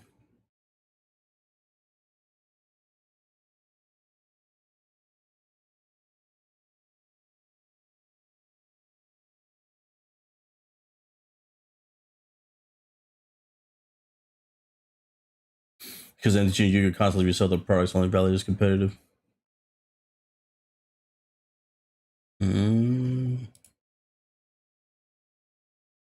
Lorcana is there. It's a lot over here still. Like it doesn't sell out like quickly. I would say it'll sell out, but it'll take a couple of days. It's not instant like Pokemon and One Piece. Those two are instant. As soon as they stock it, they're gone.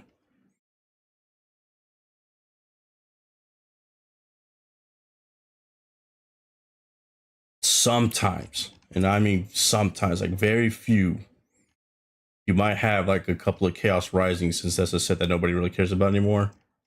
Lasts a few hours, but for the most part, just a day.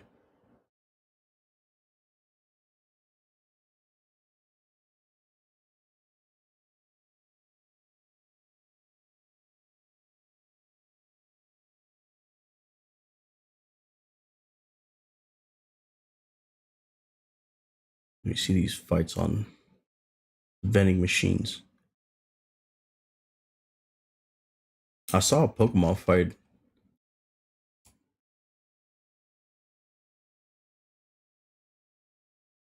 Where did I see that at?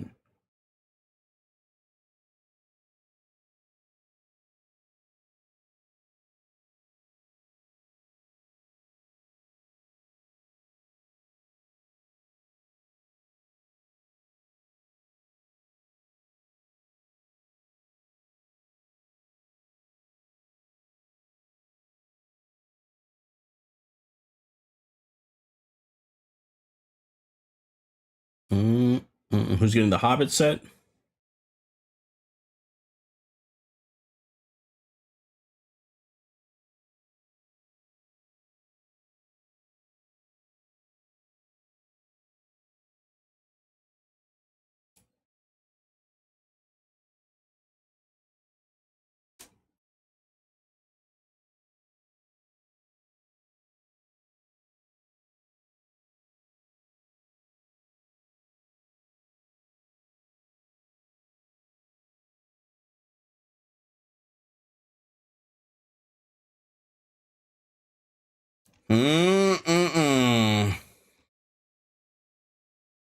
Chat.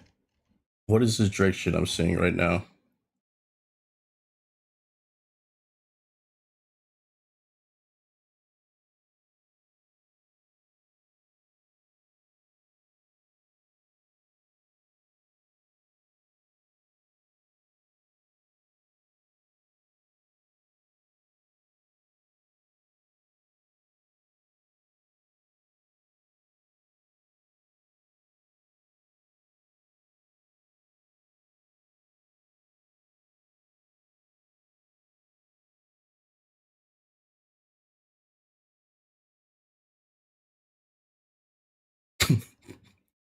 I'm looking at this Drake shit right now. Leader the Plug was in the final three. That's the one married to Adam 22. This shit is so fake.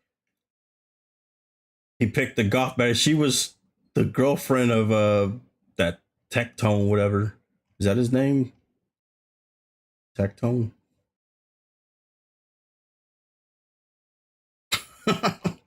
he picked the Tectone girl.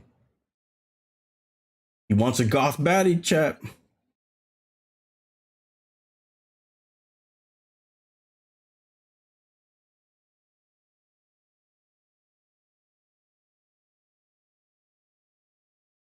Don't you think in hindsight they delayed the game to drop this on Netflix? What you think that GTA 6 did this to because of Netflix?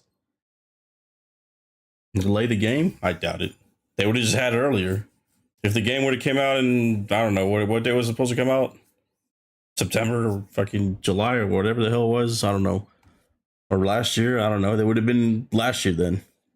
It doesn't take long. They probably made this video fucking year ago.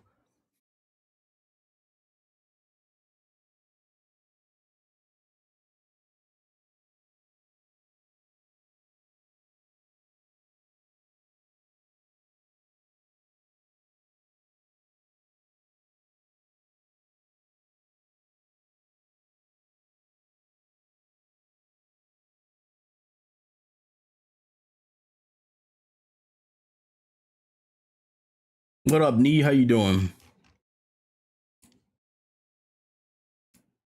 All right, Chad. Let's play some Beast of Reincarnation. I haven't started that game yet. How is it though? Has it been good? I saw the reviews were no good, but I won't play it anyways.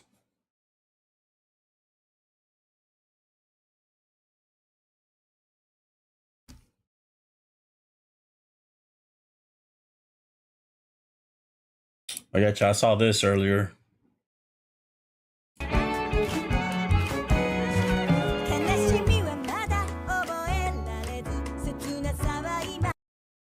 Sorry.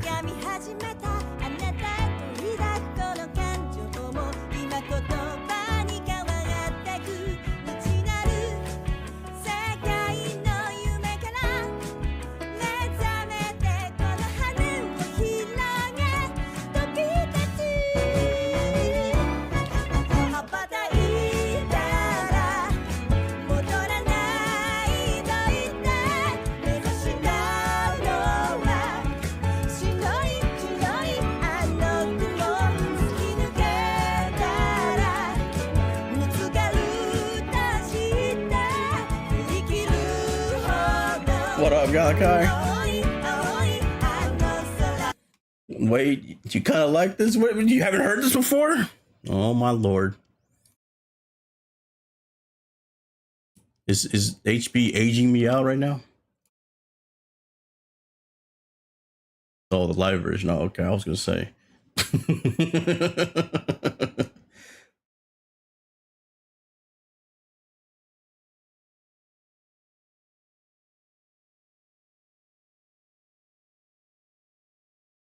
Somebody put they should have gone straight to instrumental and did the sadness and sorrow immediately for an emotional roller coaster.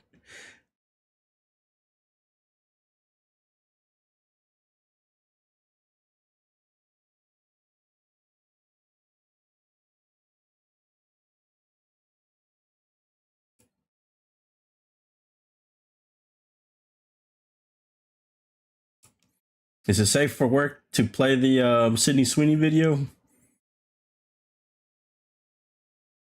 Is it safe for Twitch?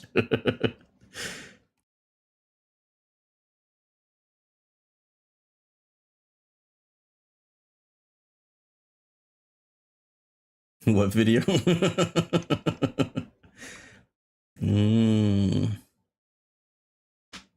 It was a nice video.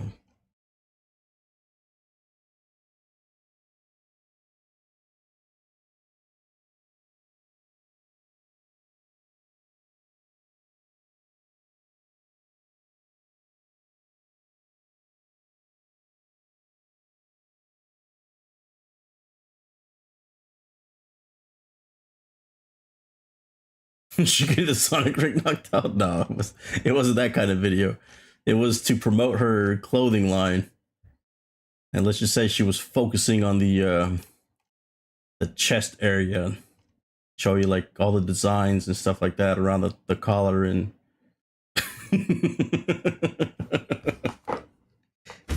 and all the different styles you can do.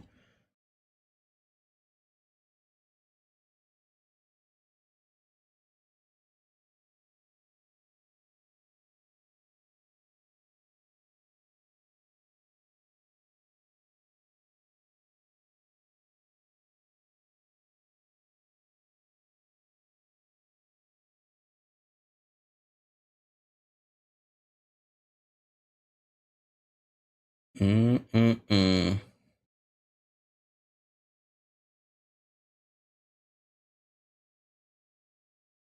Beast Reincarnation is getting a bunch of bad reviews. Yeah, I saw that.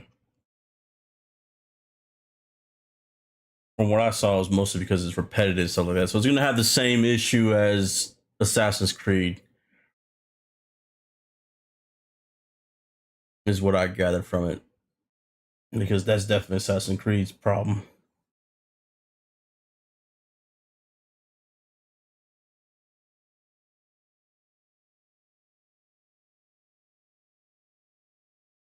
But the combat out here carries the game, so at least I'll be having fun doing the same shit over and over again.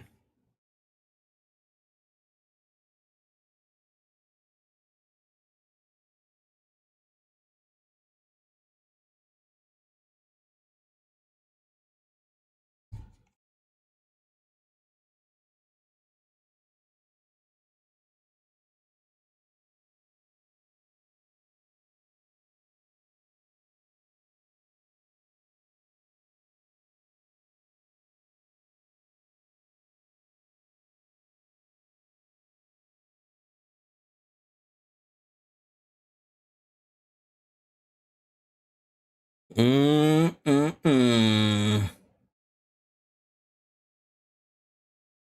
way, it's TBH's birthday today, Chad. Y'all gonna say happy birthday to him?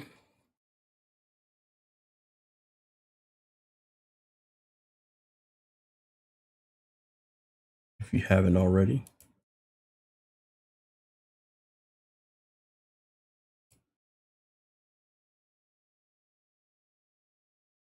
Is he in the chat? He might be. Just don't want to talk to you, Blank. Nobody wants to talk to you. Nobody likes you, Blank. Why do you think that is?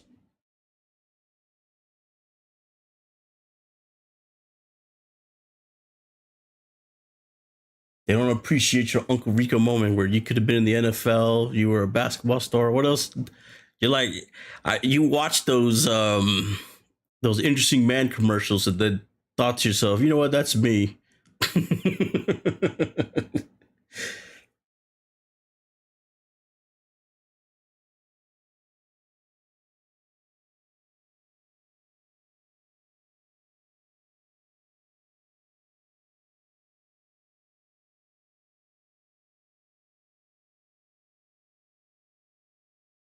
I'm lost. Am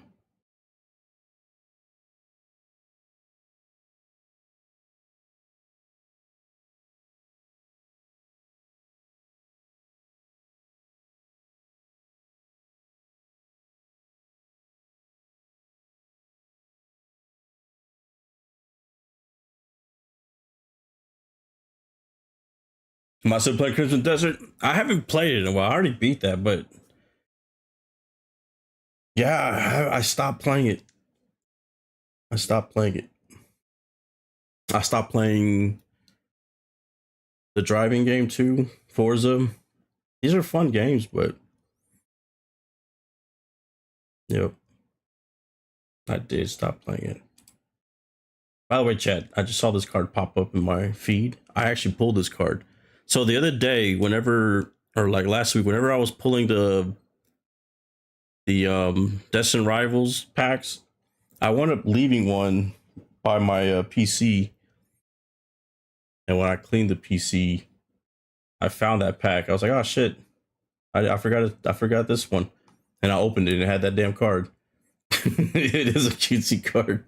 I just think it's funny because on stream I would have had a nice card, and fucking every time I don't stream or whatever, yeah, every time I pull shit off stream, I pull the good shit, but the stream never gets to see any of the good shit. This is one that probably should have been on stream. So streets don't count. But yeah, I liked it too, man. I was like, oh shit, I actually like this card a lot. Like I remember looking at the list for Destin Rivals, and I was like, if I can't get the top ones, I want to have at least this one. Sure enough, fucking got it.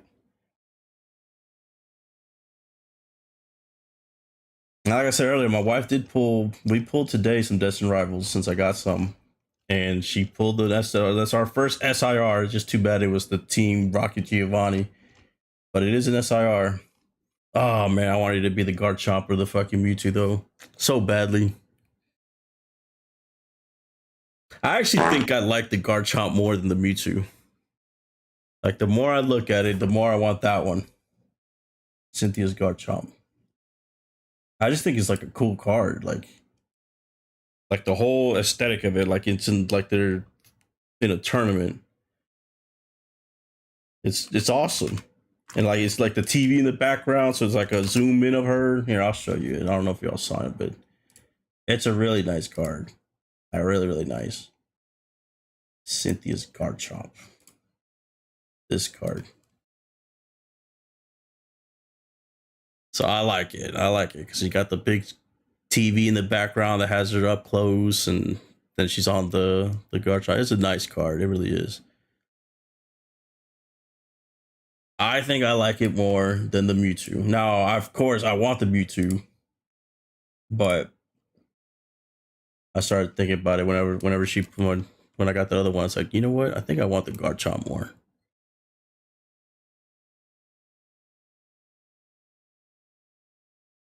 But we pulled Giovanni, which I would have liked Giovanni on the damn Mewtwo card, like I see there. But I did pull Giovanni. Where's he at? Where are you at? This one here. We pulled this one. Team Rocket's Giovanni.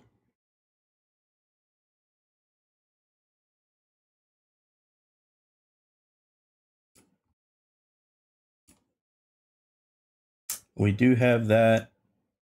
We did get the Lapras, and we did pull. What was another one that was actually decent? What was it? Oh, Ethan's Typhlosion. We did pull that. We pulled that one on stream. I remember that. That was our last. That was the last one that we did get. The last hit we got in that set was that one, which was pretty good.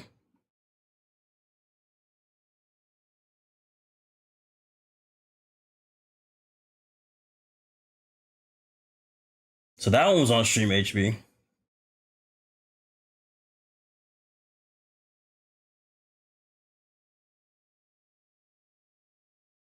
I want Misty Psyduck also. I want that one. My kid was that. My kid asked me a question today when we were pulling the cards, and we pulled one of the trainer ones. I forgot which one. It was like EX or something. But he goes, "Why isn't there an Ash card? Like, why isn't there an Ash Pikachu and all that stuff?" And I was like, "Shit, you know what? Why haven't they had Ash in any of these cards recently?" I told him I don't know. Is there a reason, chat? Does anybody know why Ash isn't in any of these like sets?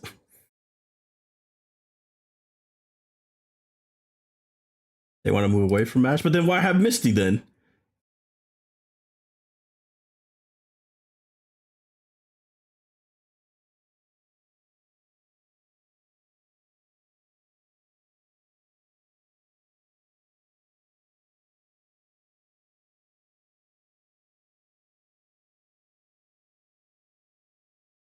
Because the TCG is based off the game, so it's because they don't have him in any of the games, but Misty's still in it.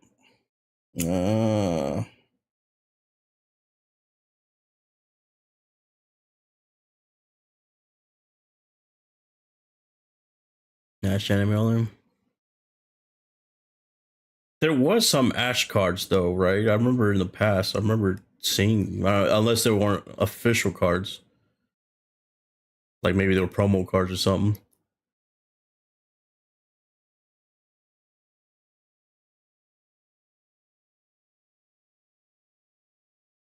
Like maybe just like a Nintendo promo.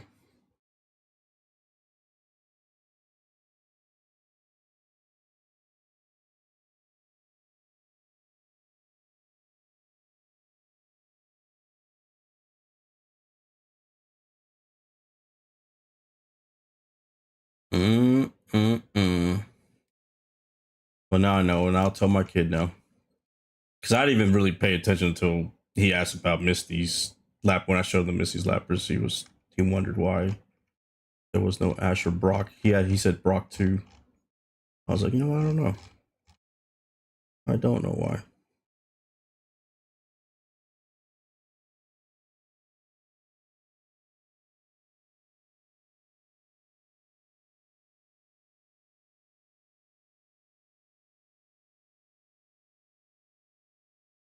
I told him I remember seeing the ones in the past, but because I do remember Brock R2, but these were all shit. Like 2000.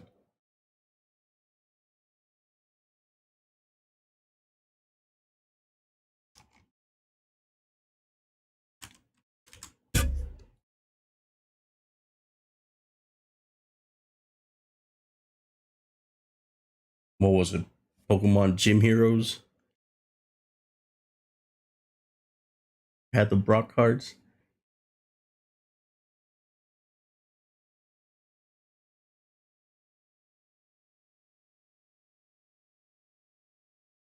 It was old, right?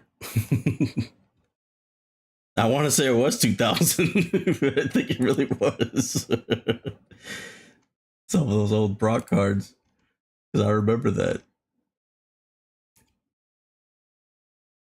I remember it was around my graduation, or I might have just graduated.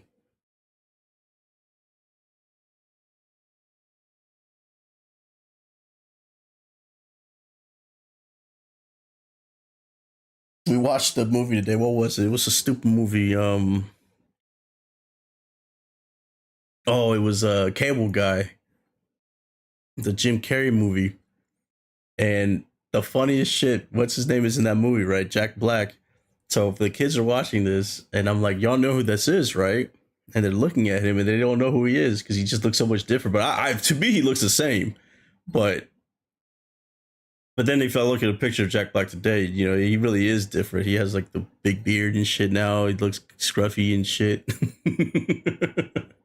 But I was like, that's Jack Black. And like, what? No, it's not. Yeah, Jack Black always looked the same to me too. I guess because we grew up with him. But but yeah, they were all shocked about that. Yeah, they watched a couple of old movies and they saw like a lot of people that they recognized today when they were young.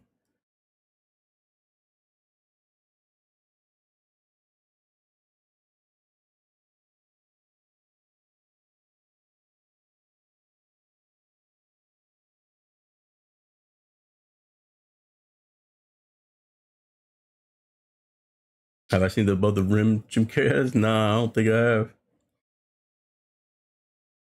The one person though for sure that hasn't aged to be at all is fucking Morgan Freeman. I swear he's looked the same forever. Like I know he's 30 years older than I first saw him, but yet he still looks exactly the same. Like he's always been an old man. Like I don't think I've ever seen him young. I don't think I ever will see him young. He's just been the same the whole time. He was probably born looking like that.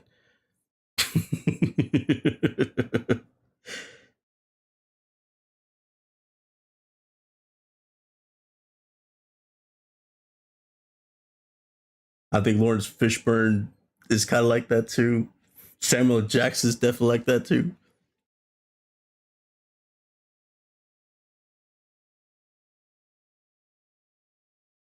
For sure, Morgan Freeman, Keanu Reeves. We did watch Bill and Ted, and we got them to watch that movie. He's changed though since Bill and Ted.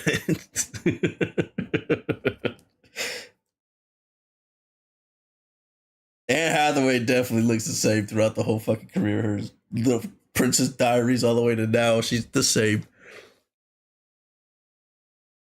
Tommy Lee Jones looking the same.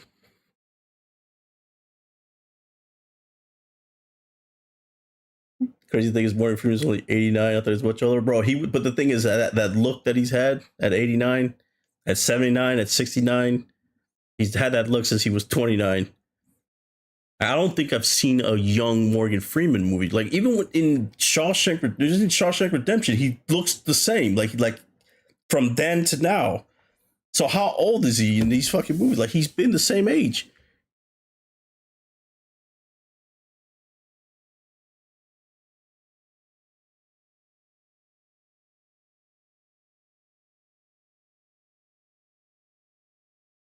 Like as soon as he hit 30, he must have been 70 looking.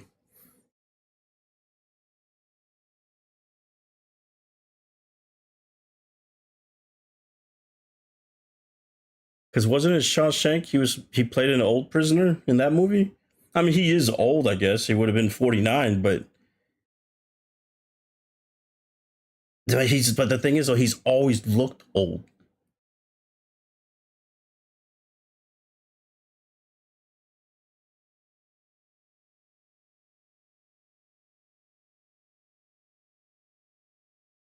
He's like Craig Oden. Remember when everybody was saying that he looked like LeBron's father when he was 20? I think that's what Morgan Freeman was when he got into acting, man.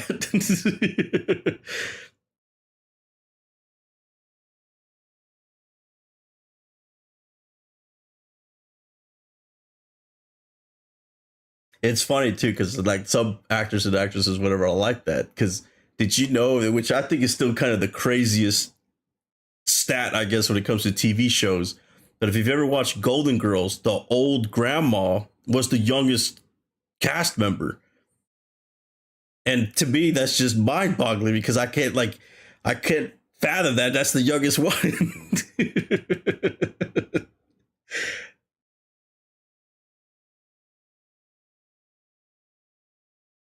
B. Arthur and all of them were older. You would watch Golden Bro. I watched Golden Girls when I was a kid. Yeah, that shit was on Nick at Night. I used to watch Nickelodeon all the time, and that was the one show that was always on.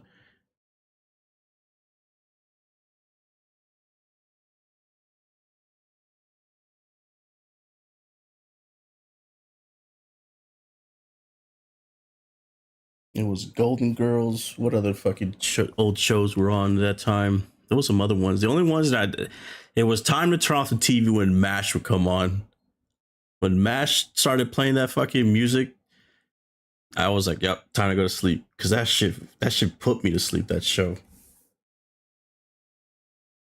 but that song definitely put me to sleep. But during that era, I was watching like Archie Bunker, right? All in the Family was the name of that show. The Jeffersons, Golden Girls, all of them were almost like the same block whenever they came on at night.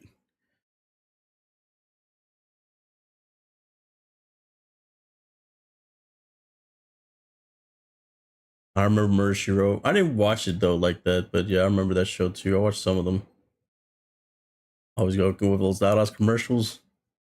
Yeah. Me and Beezy remember the music commercials from the 90s. Or actually it was 2000s, I guess. I don't know what, because the CDs were called that's 90s or some shit like that. And it was funny because me and Beezy used to remember all the songs that come on that. Shout out Fake Hawaii with the sub.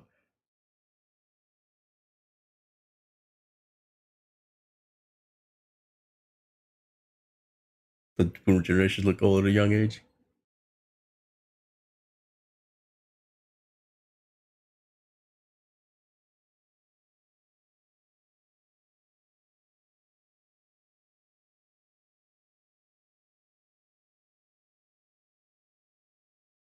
That didn't turn you off watching Grannies as a kid? Nah, that show was funny. I used to watch I Love Lucy too. Yeah. That would also come on at night. Nick at Night. That was the block. It was like those old shows. Those were oldies back then because it was the 80s that I was watching. That was like late 80s. Um but those shows were obviously older.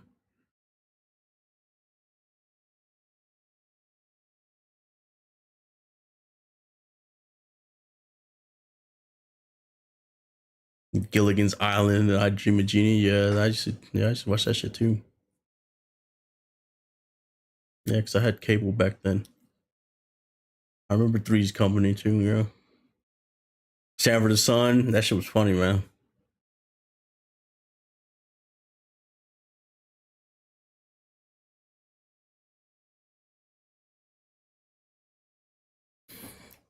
Well, like you gotta remember, it's not like how you have it today, like in your mom's basement where you could just have the internet and watch all whatever you want. We just had, few channels back then and everything was compacted onto those channels.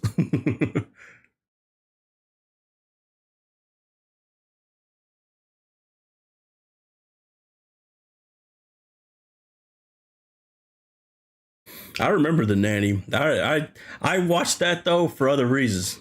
I just liked her, man. She was fucking hot to me. Fran. Didn't care about the show at all, but I would watch. My mom liked that show, and I remember watching with her. Like, yeah, I like the show too. What are they saying?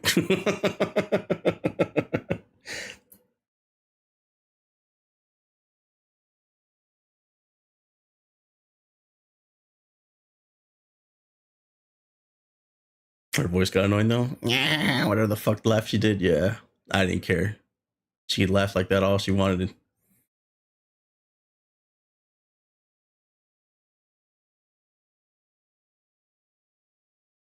Now, when Fox came out, oh yeah, I loved Fox when they came out, man. Married with Children, love that show. Mm-mm-mm. Fresh Prince was awesome. Martin, yeah, they have Fresh Prince, Martin, Living Single. What was the other one? There was another one that was popular too around that time. Living Single.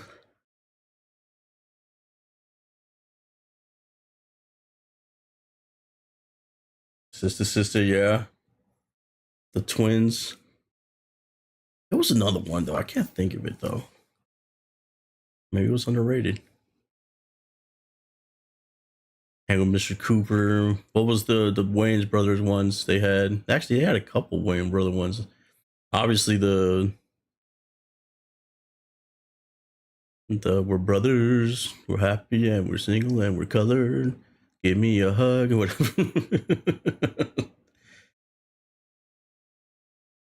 Yeah, Wayans brothers was good. What's his name had one too? Blank Man. What was his show?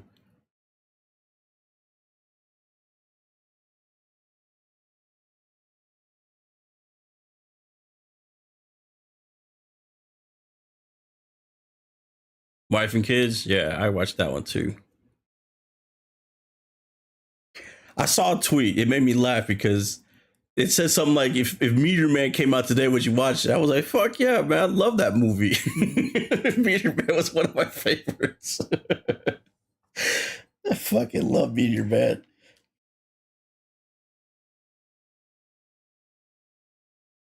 No one can ever talk shit to me about Meteor Man, man. That was like my fucking movie. That and Blank Man were my favorite fucking superhero movies. Fuck that.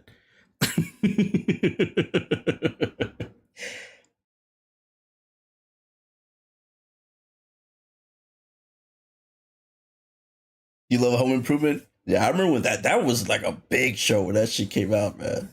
Everybody liked that dumb kid. What's his name? Zachary Taylor, whatever the fuck his name was. But I remember all the girls always talking about. I'm like, what the fuck y'all talking about, man?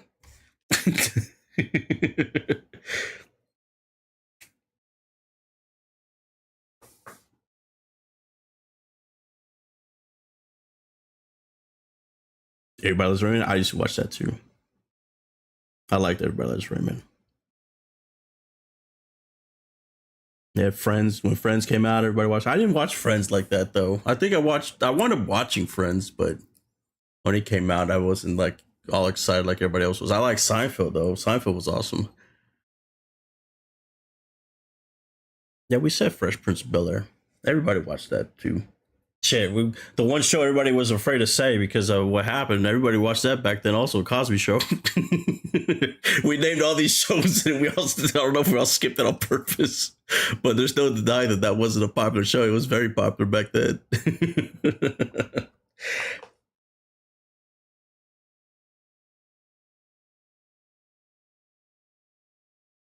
Frasier was a good one too. That was funny. You know what? My brother liked it, but I at that point I didn't care about the team. But everybody liked Big Bang Theory. I was not one that watched that though. If I did watch, I did like that Penny girl. Is that her name, Penny? But if I watch it, it would be for her. He loved Big Bang. Ah, look at Mel. There's a show that's out now that I guess is made by the people that did that show.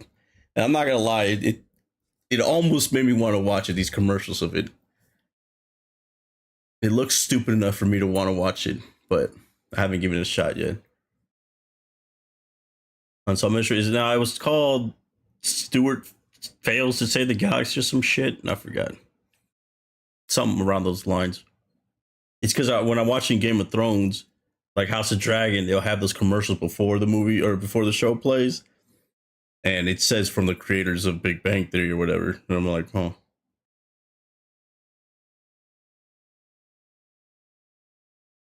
The Cosby Mysteries. Oh, you talking about the show Unsolved Mysteries? Oh yeah, no, I watched that. I watched that. Right? That was a good show, Unsolved Mysteries. That's the yeah, with the music and all that, and yeah, where people like get kidnapped and shit, and like that thing. They have the updates at the end, and it's never satisfying though, man. Like update, the kid's still missing. It's like what fuck.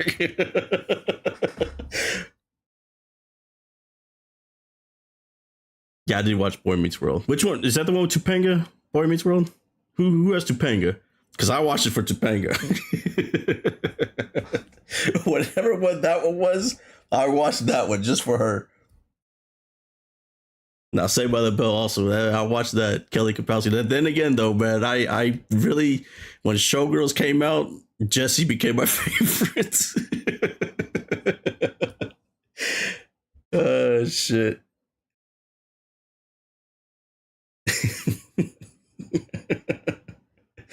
It was Kelly, Lisa Turtle, and Jesse in that order until Showgirls came out. Jesse flew to the top.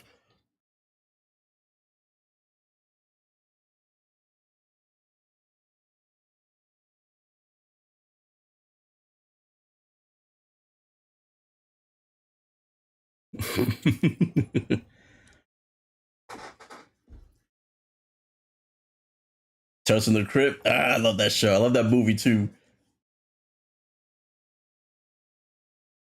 Actually, I like the other one, Tales from the Hood. That was my fucking movie back then. Also, man, I love that one. They wouldn't dare play that movie today, would they, Chad? That had so much subject that people would fucking get mad about. Oh my lord. Can you imagine they make that movie today? Shit.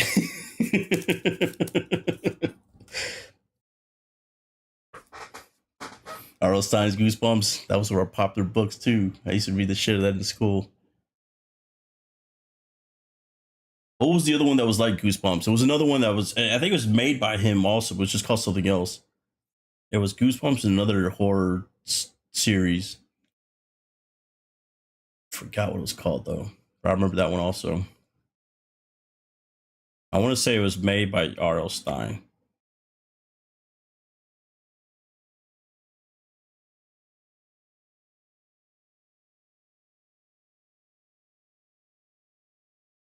Yeah, Goosebumps was like Tales from the Crypt, basically the book version, right? The kid version of it. That was really good. Fear Street, yeah, that's what it was. Yeah. Yeah, man, you're taking me back, man. This is like in like middle school or fucking elementary still. That's crazy. Back when I was wearing Massimo clothes and shit, I still remember that. And Jabos. Chad, this is the time back then. I still remember when Pokemon came out. I still remember when fucking we got in America the fucking Power Rangers.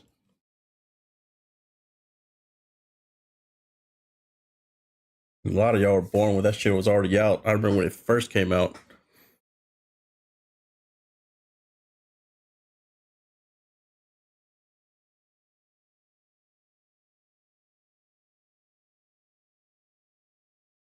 Me and Flock talk about it all the time. We did not like it. I was already a teen, and when it came, and the funny thing is, it's a to me it's a complete rip off of like the Godzillas during that time. So I didn't like it because of that. But it's funny looking back at it because I think I probably would enjoy it now as an adult more than I would have as a teen, anyways. But I think it was more for the kids and they liked it.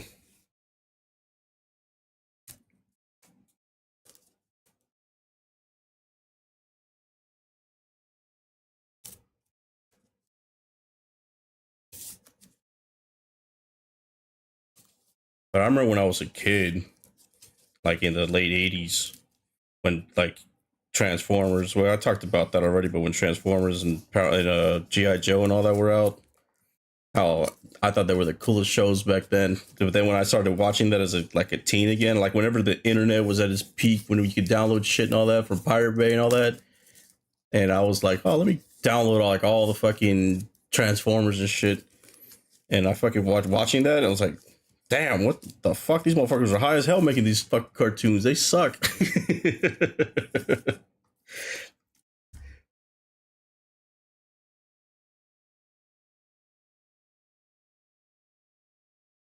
Japanese version of Power Rangers surprisingly very mature. Yeah, speaking of that era, the Japanese shows, the Yu-Gi-Oh, the Japanese version was awesome, and they got guns and all. It was pretty cool.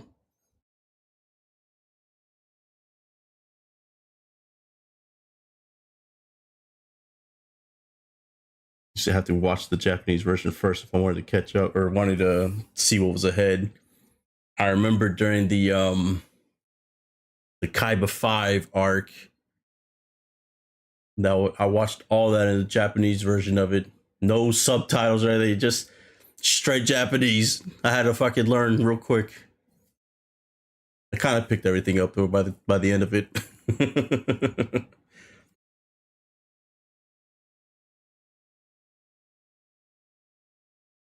Actually, even Naruto was like that when I was a little older. I had to watch that shit basically on the web.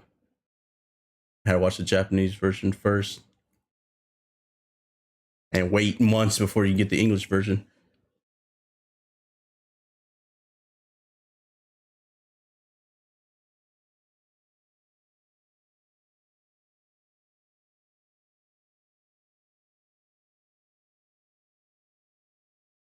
Yeah, yeah. Mm-mm-mm. Saved by the Bell. Tubi get all that stuff. Yeah, I'll throw on Tubi every now and then. They got some of the movies that I like too, like Gone in 60 Seconds and all that. I'll find myself watching that.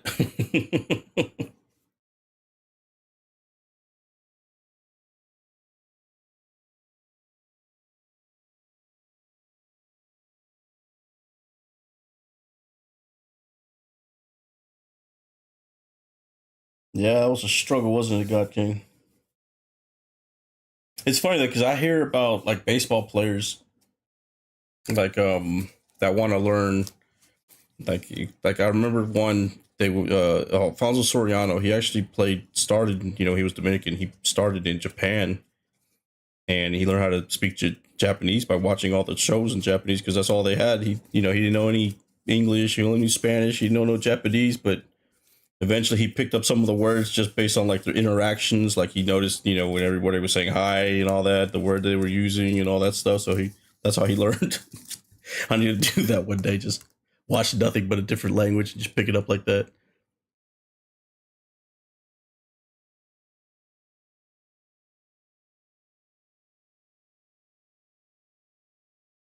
It was kind of like that though with the fucking Yu-Gi-Oh shit, because I was watching it so much that you start learning that okay, he keeps saying soka, soda, and all that shit.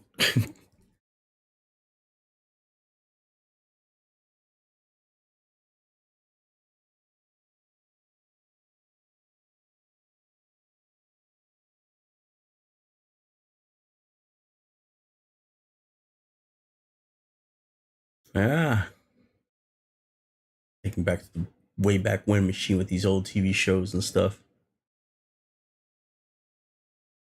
It's not like that no more though. Now everything is behind a paywall on Netflix.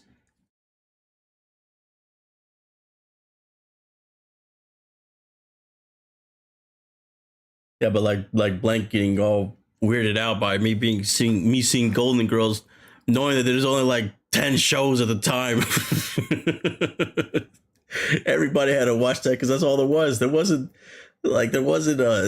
what we have today is content galore, right? You can see anything. There's 50 million shows that come out at once and all that. No, there was only couple of shows. That was it. There's only a couple of channels, a couple of shows, and that's it.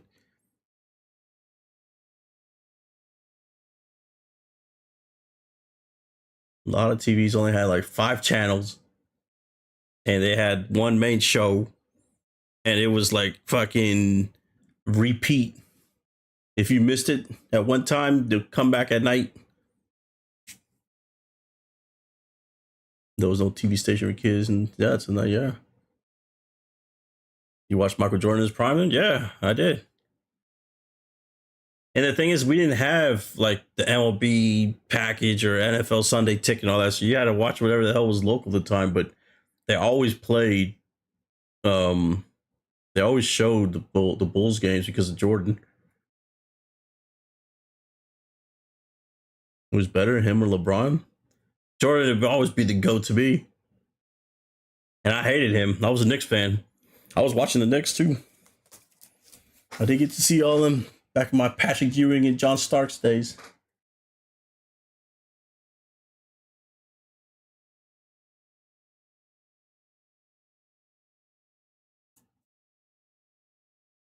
Yeah, the TV guide. Remember the TV guide? Do you remember do you remember the box, the music channel? How many of y'all would come home after school and turn on the box and just wait? You have like your snack or your lunch or whatever the hell you had to eat, and you just waiting to see what music video would play next. Who decided to pay the money to fucking play the next music video? That was the struggle back then. Because you know damn well you weren't paying it yourself. You just watched everybody else pay and it'll play. Until MTV came out.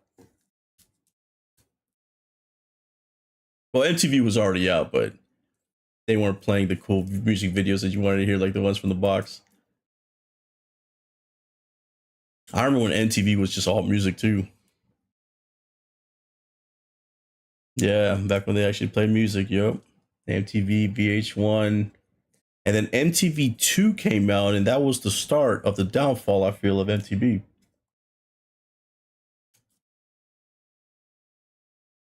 Can we move on from these GOAT debates? LeBron is awesome. I mean, I definitely understand, why people would feel that he's the best, but I grew up watching both of them. It was just a different era, I guess. But he was clearly the best there was at the time. There was no equal.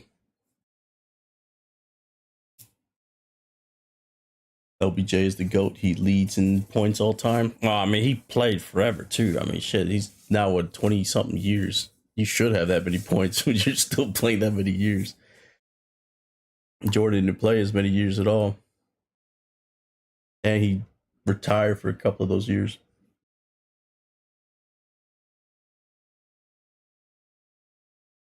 Kobe is not close.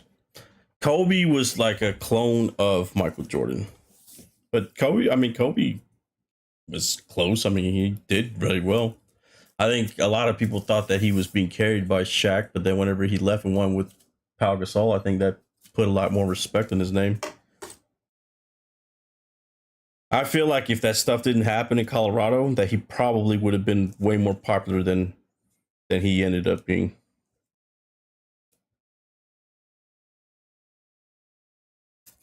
Jordan played with plumbers and firefighters. Yeah, right. That's what everybody thinks, whatever that era is. But nah, that era would. I promise you, the guys that are playing today, getting these points and all that, it would not have happened back then. The game changed in the early 2000s, stuff like that, when they got rid of like zone defense. Like there was rules back then to prevent people from scoring like they do today, and they eased it up to get scoring more. And on top of that, those fouls called today weren't fouls back then. And I'm telling you, the game would have been some of these players today would. There's no way, especially whenever they're over here crying about fucking playtime and their schedule, back to backs and all that, they would not have survived back then. I don't care who it is. Kawhi wouldn't have survived back then. Steph Curry wouldn't have survived back then. Embiid can barely survive right now. He definitely wouldn't have survived back then. There would have been a lot of fucking players that would have just been hurt the whole season because they would have got fucking elbowed in the fucking arm, and some were tripped and fall, and yeah, they would have been different.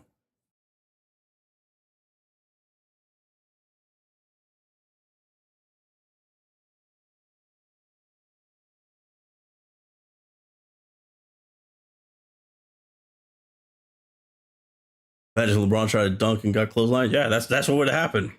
I'm telling you, the reason why you only seen videos of it. I got to see this shit live back then, and for anybody that just yells about how bad the players were, or how they were plumbers and stuff like that, I'm telling you, that game is just completely different. These guys that are scoring, the Jordan Poole would not have even been in the league. They wouldn't have had a chance to make money, but it's just because they eased out the rules for making scoring easier. It's anybody can get a big contract now because anybody can score now. But back then, you wouldn't be able to score. That's why the best players back then were scoring 20 points only. Because that was really good if he scored 20.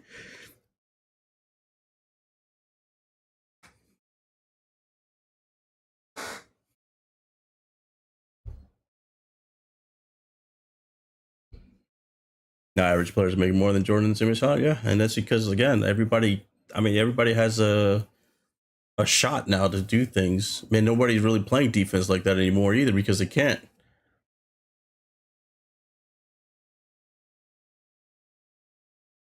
But yeah, Dom, it's just like I said, it's just a complete different era. You had to have been there to see it to really appreciate that era. Because watching it on film or watching on ESPN Classic is not the same because you don't really see the whole entire picture like all the games you did get to watch and all that stuff. You're seeing highlights, you're seeing things that makes it look like it was just super slow and all that stuff. But I mean, it really was a brutal era, and we get the whistles are called for any little thing, and we complain about a lot of the stuff. But that back then, that would have been normal play easily.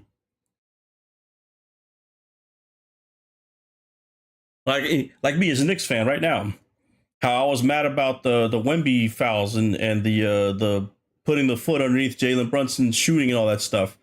That would have been normal back then. That you were doing that on purpose. So I would have been able to complain about a foul because that would have just been the game. So Curry, he would have had his ankles destroyed.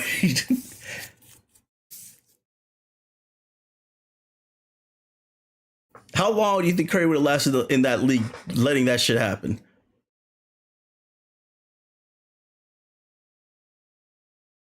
You had to make shots back then too. You had to be able to separate. You had to be able to hit the shots. Going to the paint was fucking damn near impossible.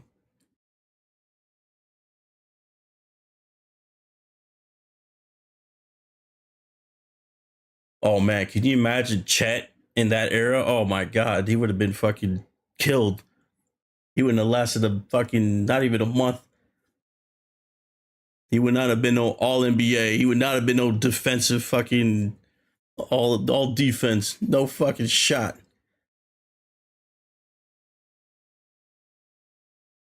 Steph Curry would dominate the area. That I don't know. I don't know because look, he could hit all his shots. I'm not taking that away from him, but that protection that he has today would not have existed back then.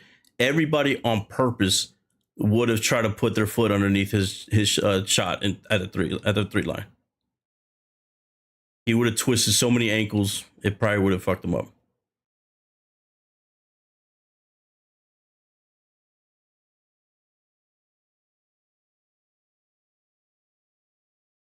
And they definitely would have been elbowing and shit like that too.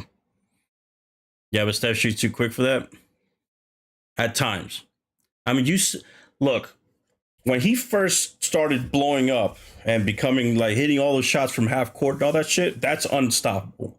So that little stretch that you had right there, that probably would have been in every era. But let's be real. In the last 4 or 5 years, has that been the Steph Curry that you remember?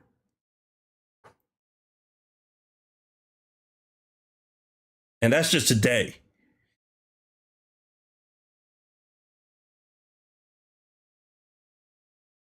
I know I know that like I think that's what makes LeBron more like I think people can appreciate LeBron more is the fact that at this age he still hasn't really lost a lot. He still goes off at times. Yeah, he still goes in the IL a lot of times too, right? When's the last time that he's been healthy the whole season? Like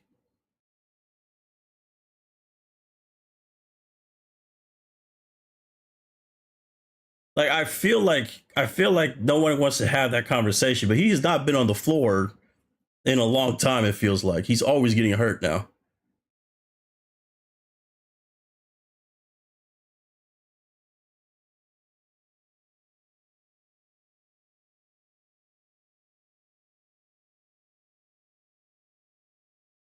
Embiid goes off on times too. Anthony Davis goes off in time sometimes also, but they're never on the court anymore. Kyrie Irving. And these are the guys you're telling me would last in that era where they're fucking trying to hurt you on purpose?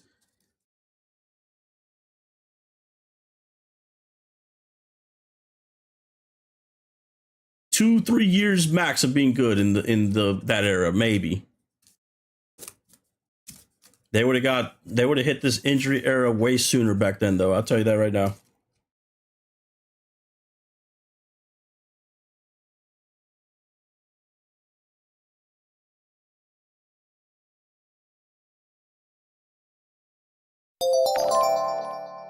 Shout out Flex with a sub 75 on 73 straight. Hey, I appreciate it, man. I'm telling you, man. It's just that y'all did not see that area. Y'all don't. You can't appreciate it, man. It's just you've only seen the now, and it's just. I'm telling you, the product is not the same, man. The quality is not the same. I'm happy the next one though. That I'm definitely happy about.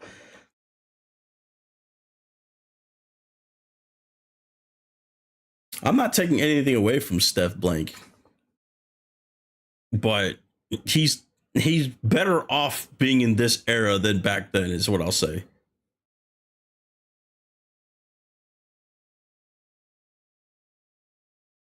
And guys were playing with fucking nothing. Like Patrick Ewing was literally playing with no cartilage in his fucking knees. You think that would happen today?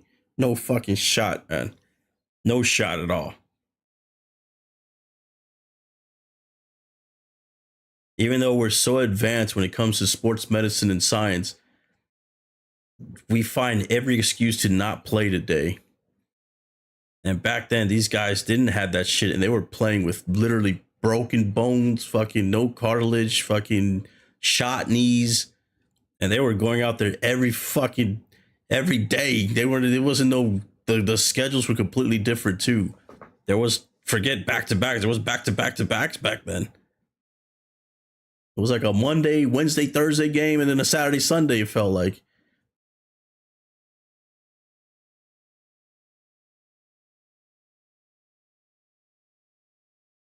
Oh yeah, Steph. I mean, Steph's up there. Steph's up there. But I'm just saying, I don't know if Steph would have been the same guy in the Jordan era.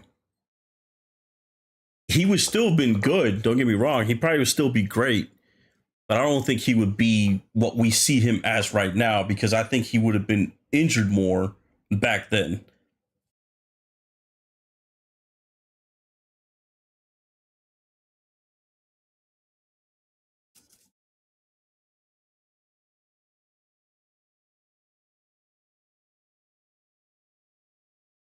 Because I feel like today,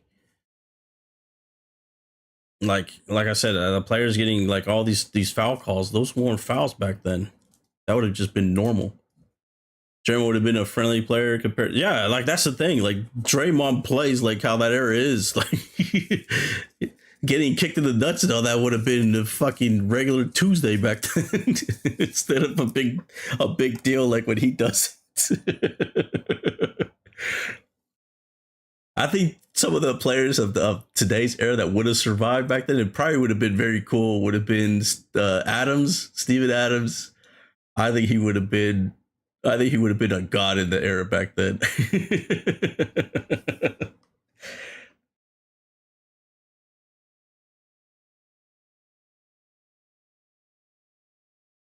He probably would have been whichever team he would have been on, one of the most popular players for sure. Like how I viewed like Charles Oakley and Anthony Mason, he would have been that for whoever was whatever team he played on for sure, no doubt about it.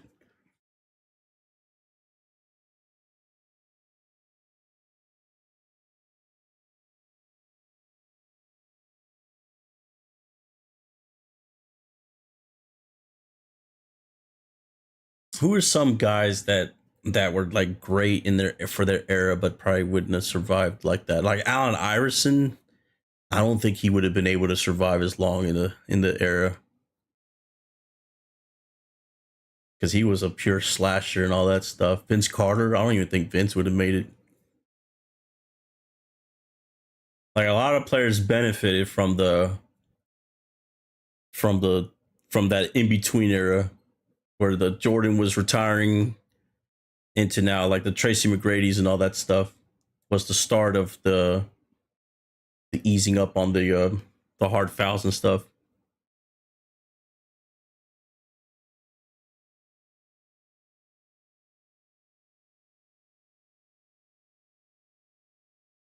Yeah, it would have been good. I don't know, man. It'll be hard to drive in the paint like he did.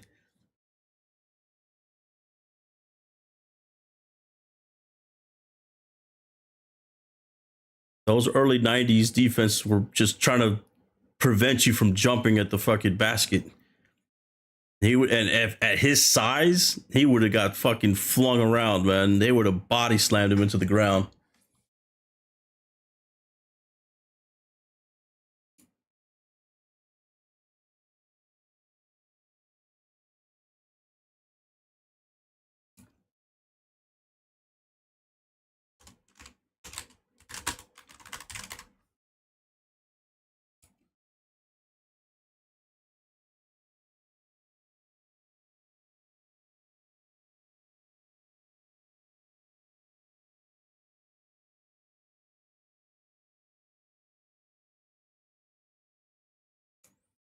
Like, do we think? All right, who's surviving some of this defense, Chad?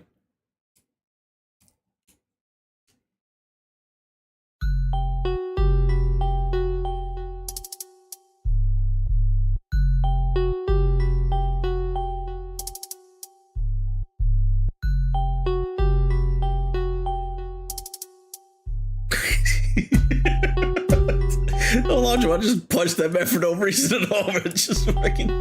Just for standing there. Bah!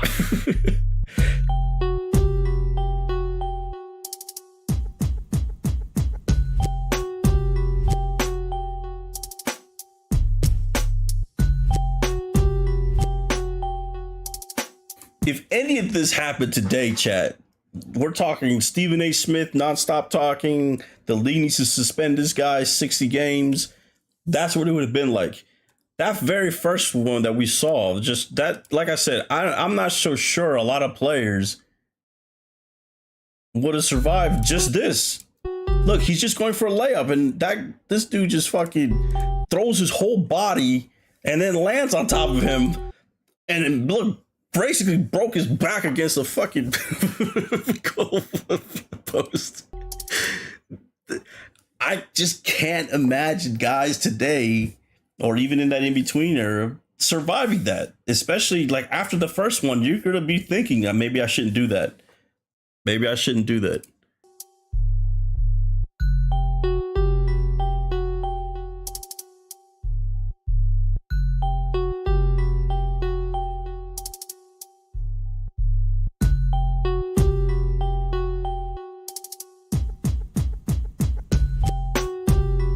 Yeah, Lumpy right there, yeah. Look, even Jordan was getting smoked.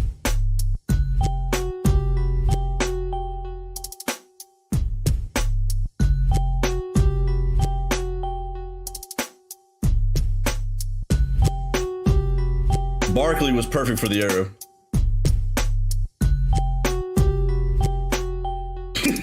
God damn, dude, look at this.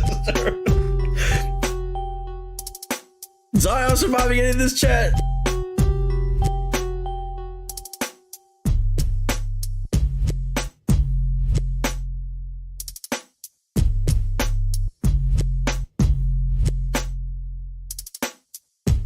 The Pistons, look what they're doing. Look what they're doing to Jordan, man. This is why it took a while for Jordan to start winning, man. Look at this.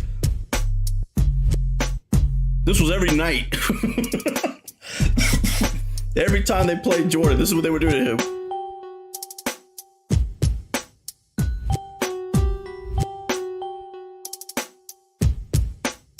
Knicks would do the same thing. Mason and Oakley.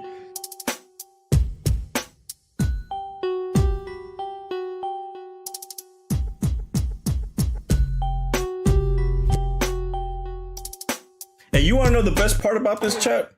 You want to know the best part about all that we just saw? They all stayed in the game. There was no ejections like that, like you have today either. Only Wilt Chamberlain and Oscar Robertson were the two others to post those numbers for a playoff series as Collins and Jokic start jawing here. It's the second time in a series that the teams have come together. Yeah, Leonard gives him a shout. See, look, now they're showing how soft people are today. He got mad about a little mini shove. Throws a little elbow at him, and Jokic didn't like it much, and got in there, Collins and Turner.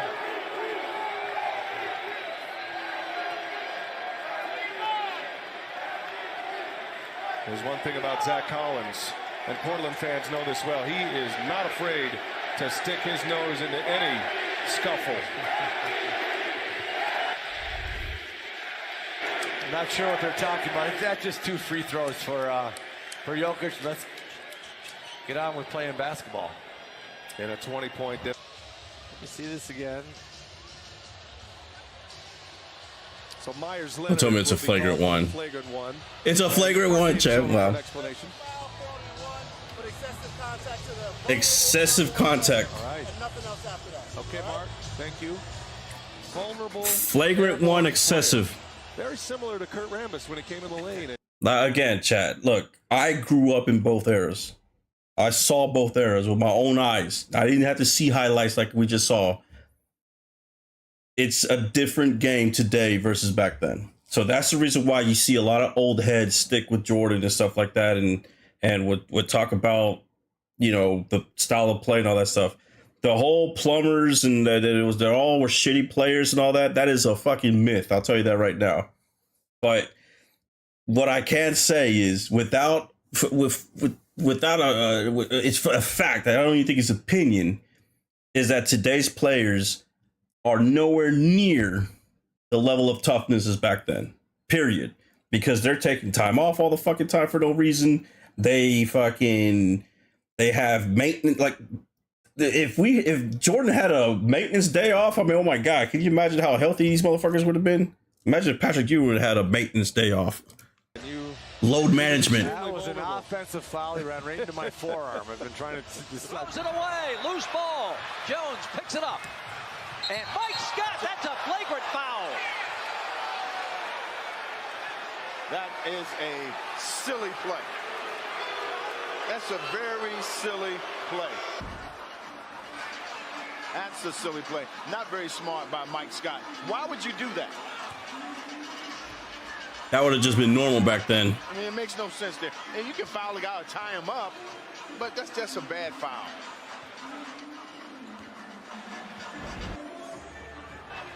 So yeah, so that's why you got to put things in perspective. You got to put things in perspective. On the surface, I mean, it also, if you're saying that it was nothing but plumbers and stuff like that back then, what is today's players that are y'all saying that these are like the best? So Bronny James right now, are we saying that he is a superstar in the old era? That's what we're saying? That he would dominate back then against the plumbers? Man, he couldn't even dominate in fucking Mario Kart against those plumbers. There's no way he would have fucking dominated in the fucking 90s. Flagrant 2. I thought guaranteed flagrant 1. Terry, around and out. Dedmon tracks it down. Mike Muscala ready to re-enter for Atlanta. A little more than 8 minutes left. Torian Prince drive shovel. And Collins fouled by Giannis. Talk about empty defensive possessions. You got John Collins not noted as a jump shooting threat. Was that the ankle, Steph? Let's see if that's what this is. Shot called on the foul. They're going to replay to make sure. See, right there. Okay, so this is I'm glad we saw this clip. Because look, see how he didn't even know he did that because he was looking at the basket. Right? That's a flagrant these days. But back then, they would have been doing it on purpose. they would have been hunting you. This is why I think it would have been a lot tougher for Steph. You gotta let him come down. They're going to replay to make sure. Giannis. We got to let him come. Actually, he landed on his own. He did that on his own. I don't even think that was Giannis's fault. Did it hit him? Did it hit his foot? Let me see. We got to let him come down. They're going to replay to make sure. Giannis. I think he just landed on his own shit. We got to let him come down. You see Collins lands on the foot of Giannis. On the floor or in Secaucus? Flagrants are the on-site crew. On-site crew. I mean, And they have decided it is a flagrant Yeah. one against Giannis. I'm not surprised. Because not only did he not allow him room to come down, but you saw how that ankle kind of bent to the side. 3 shots. Real fans up in arms. 3 shots and possession. Wow. Cephalosha, Ibaka working on world peace. Oh, hard foul. No, that's So speaking of Malice in the Palace, That's a good hard foul.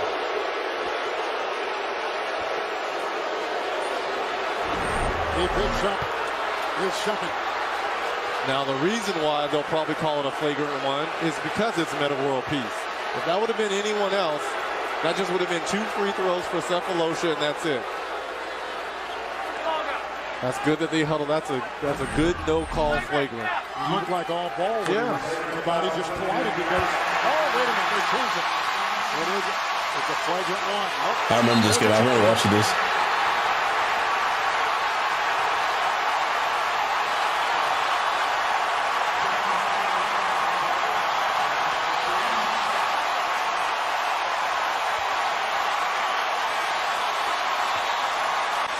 Because you're going for the basketball, and actually you have hand all over the ball there. Now, That was it's actually- a little body down low. that wasn't even a Where foul. is the flagrant foul? That should be a much more Aggressive team. And a hard screen on Chandler. And they're going to call a flagrant foul. The flop. LeBron James went into Chandler. That's going to be his 4th personal. It happened right here in front of us at center court. James obviously hurting.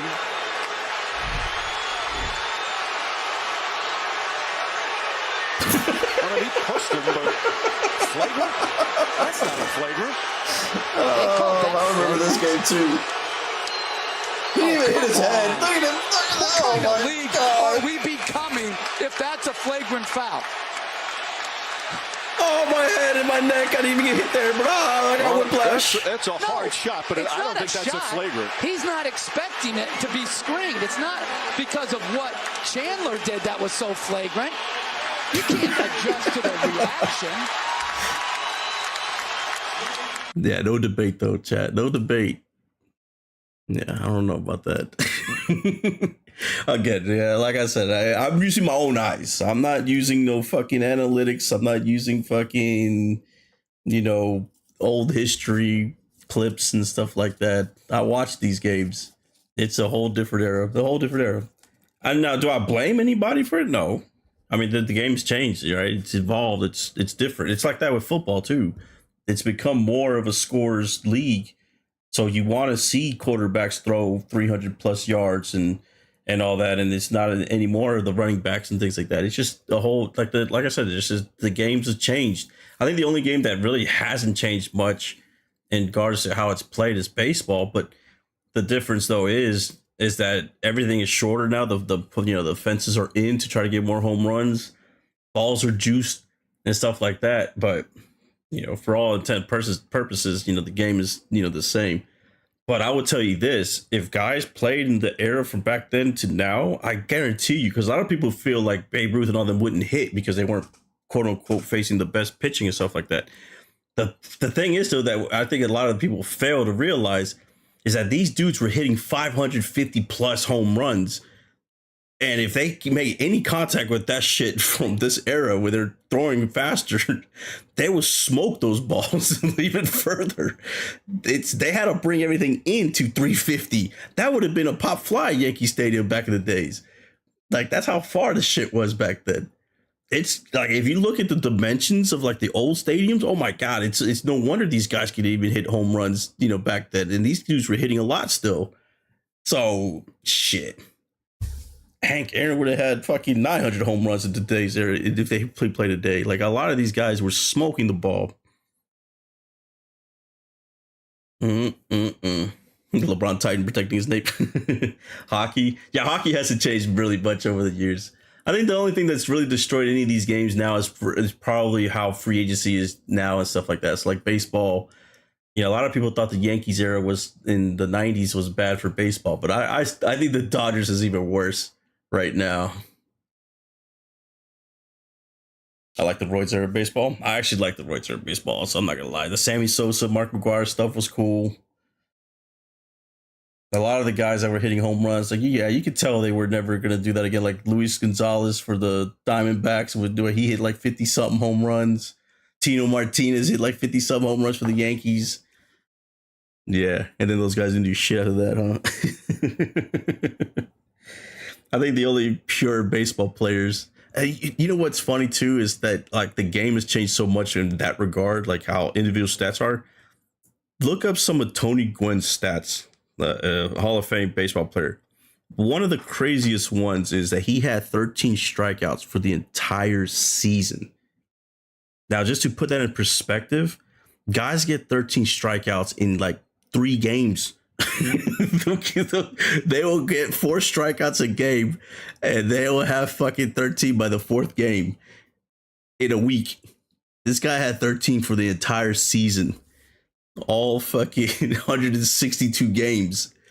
He didn't strike out at all, and then on top of that, he was batting 400. He was batting 375 plus. These the baseball players from back then were like disciplined. They actually went for average and didn't strike out and would get on base.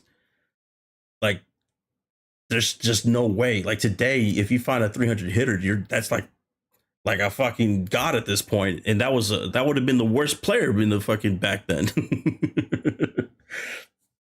Yeah, it's nuts. It really is. It's really crazy how, we just like the quality of stuff is just completely different if you didn't watch that era.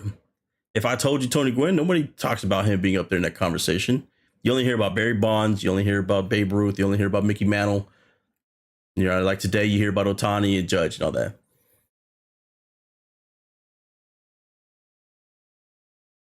Mm-mm-mm. Now, Ohtani is a beast, though. I'll definitely give him that. I'll definitely give Ohtani his flowers because he's pitching and hitting. And what he did that 50-50 season was definitely not fucking something to sneeze at for sure, because that shit was pretty impressive, especially that last one, how he got the 50 home runs. What he hit? He had like 3 home runs that day, like 10 RBIs, and then I think he pitched that day also. No, he didn't pitch that day because the 50-50 season, he was stealing the bases. But yeah, he's a beast. He is. Even though right now he's not doing as well as he did the last 3-4 years, but he's still good.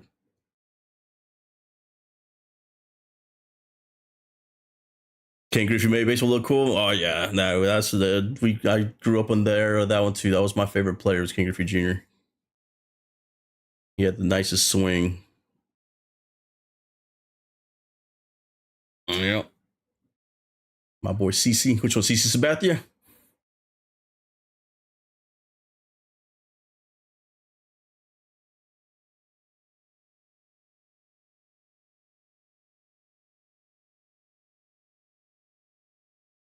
Yeah, he was a beast too. That Milwaukee run that he had, bro, that was fucking awesome. When he got traded from the Indians to the Brewers, that little run that they went with him, bro, that was probably the most successful trade in the baseball era, like that I've seen, where somebody got an ace and fucking like that was one of those things where they feel like they got what they needed to win it all. I think they had a shot. What happened in the playoffs though? Something happened. I think he got hurt, right? Is that what it was? And that's why they didn't win it all. They probably should have won it all though, man. They were on fire after that trade.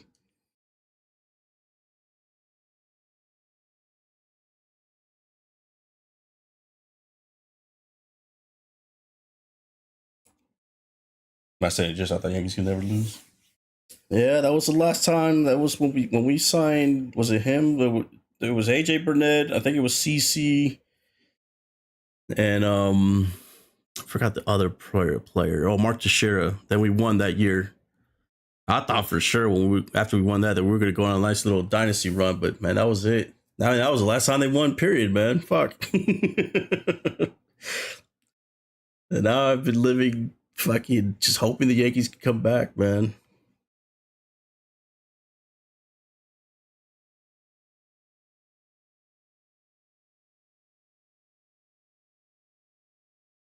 What a time. Oh yeah, I grew up in the 90s Yankees, man. That was awesome. I'm sure that's how Dodger fans feel now. Because they can't lose. They're getting all the best players too. Oh my god, man. Fucking Dodgers. Are the Jets back? Man, they'll never be back, man. At least my Knicks won, Chad. At least the Knicks won. I'll take that over all those other championships any day.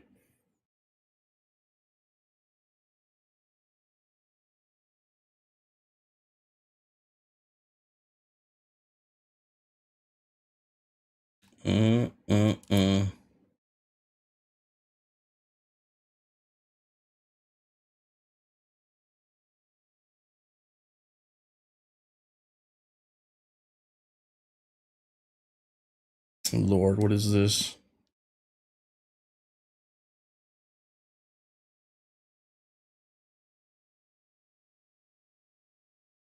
I think playing the that Naruto song messed up the YouTube video, it looks like.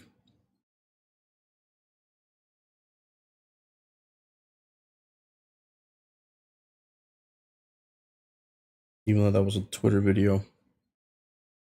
I guess the song itself triggered it.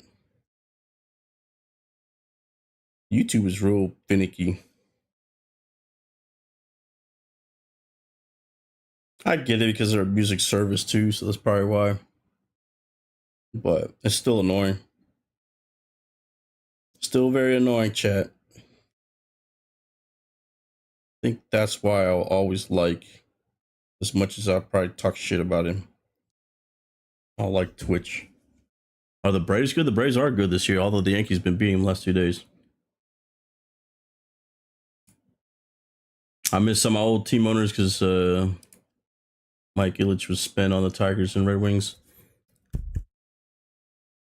Yeah, man, I don't know what happened to the Tigers, man. They had the thing is, they had a good team just a couple of years ago, and they just got rid of School like that, man. Yeah, that sucks. I'm not gonna lie, that sucks. But at the same time, man, there's just no competing with the Dodgers right now because they seem to have unlimited funds,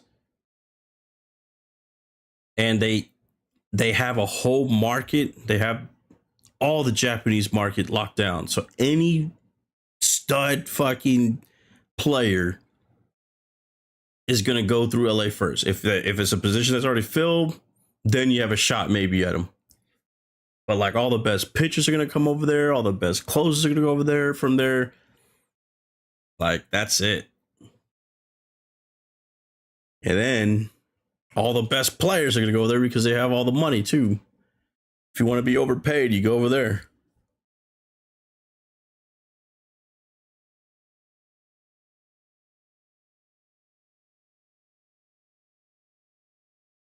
You stay in Atlanta now? You might have to go see a game. Yeah, the Braves are good though. They were number one in the East, NL East. Yeah, they're 70-win team right now. That's what, third best? Tied for second best, unless the Rays won. The Rays won, so they all had 70 games. Tied for second best in baseball.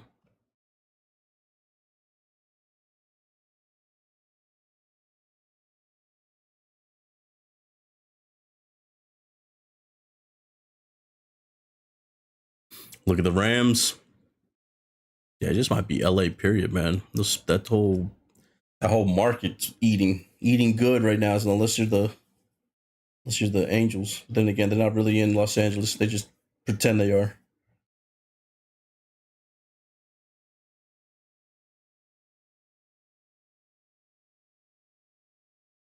Dodgers gave away limited edition One Piece card. Yeah, we were talking about it earlier. Yeah, and the thing is, that used to be New York, right? That used to be New York. You had Matt Matsui went over there. Fucking Tanaka went over there. They used to have the Japanese market, but then I think what it was is travel and stuff like that. That's when they really made an impact. So a lot of people wanted, go back, and everything's a lot easier than back in the day. So, and everybody flies everywhere and shit. It's cheaper. And yeah, it's just the way to go home much faster than having to fly to New York to Los Angeles and then go. So yeah, all that stuff is important these days. So logistically, New York now isn't a desirable place unless you're coming from Europe. But there's nobody playing baseball in Europe. They're all playing soccer and shit like that. So they're not having a market for that. And then they used to have also the Dominican players and like the Venezuelan players and all that would want to go to the Yankees. But now everything is like a lot closer. So now all of a sudden the Rangers, the fucking Marlins even are a better place because they can logistics also. They can fly home easier like that. And also since it's gotten a little bit more, penalties for having like the payrolls high, since the Yankees aren't spending as much as they used to, it kind of makes to where the rest of the teams are, as long as they have the money, then they'll go play for them. Not the Lakers, they're not eating. I mean, they got Luka for free. Oh man, that was so dumb with the Mavericks though. That was so dumb. Oh, by the way, Chad, speaking of the Mavericks, somebody pulled the Cooper flag card. I think the last time I streamed, we talked about that, right? Did we talk about the reward for that card? So the Mavs were offering.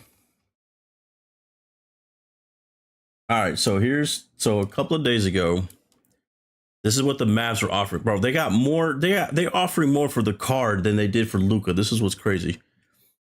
So the Mavericks posted, wanted the 1-of-1, the Cooper Flag rookie debut patch autograph card is officially out there.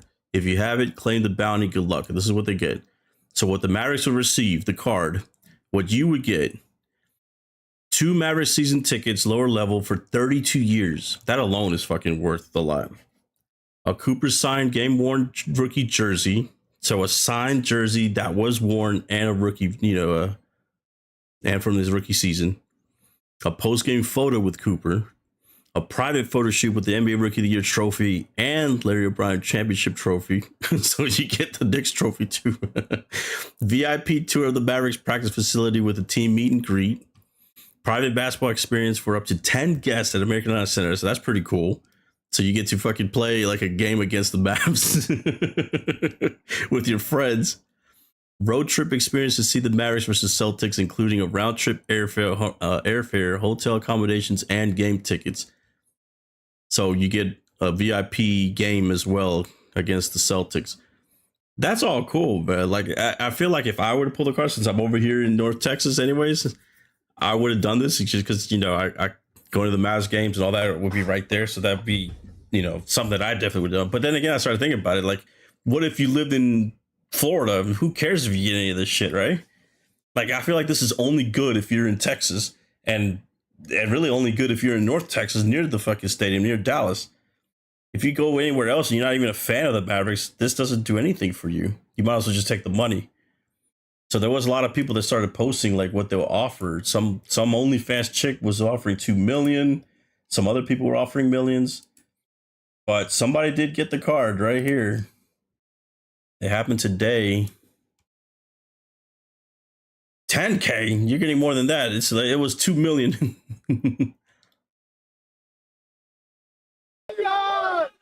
Maverick. Be it. Come on. Let's go. Oh my God. Oh my God. Oh my God. Oh my God. Holy crap. Maverick. So, yeah, this guy got it on Whatnot. He got the $2 million plus card. I wonder how much it's worth now. Because the Mavs made it worth more just by offering anything for it.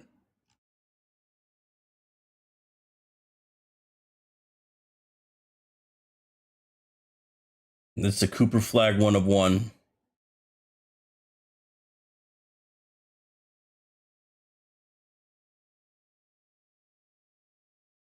What brand? I think it was Topps.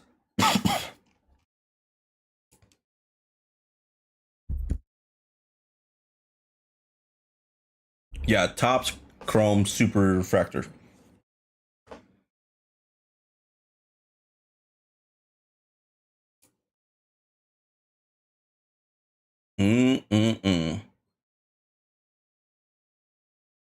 Is Topps a go-to sports card? Yeah, it is. It's really like the only one that survived over all the years. Because there was a time when baseball cards are, in basketball and all that stuff, the sports cards went down into the toilets. And then I think Topps bought a couple of them out. Like I think they own Donruss and all that shit now. Damn, chat. You want to feel old, chat? Bernie Mac passed away 18 years ago today. Damn, I didn't realize it's been that long. Shit.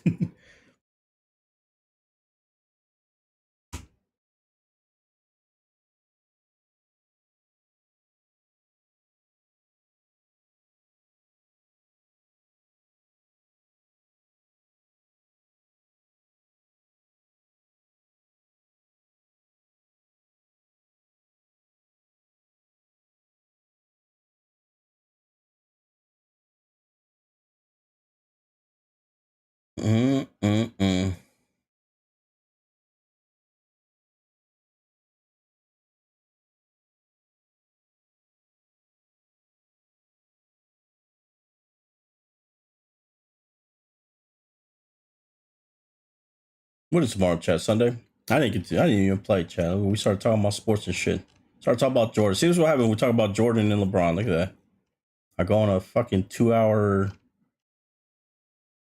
rant and binge watch. I blame y'all. I didn't get to play. But no, where's Mel at? Is Mel still here? I didn't see the credits for Power World. I beat that last tower boss, so there is something that I'm missing. There is, I guess go to the World Tree now, right? Or something. It unlocked stuff. It unlocked like a new section or new towers or something. But that 8th boss, man, was pretty tough. It took me a couple of tries. I needed a lightning fucking pal because that shit is water and like all my shit is like fire and dragon and shit, and it just didn't work. You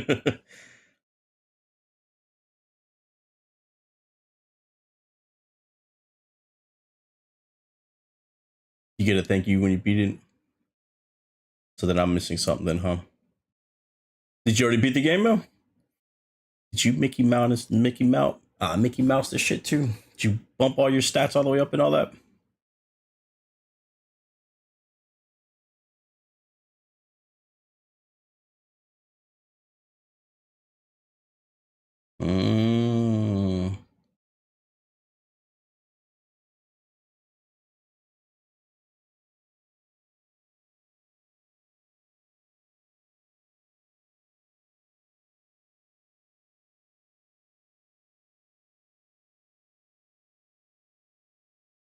Chat, we forgot to talk about this movie back in the days. The Never Ending Story. Who remembers that one?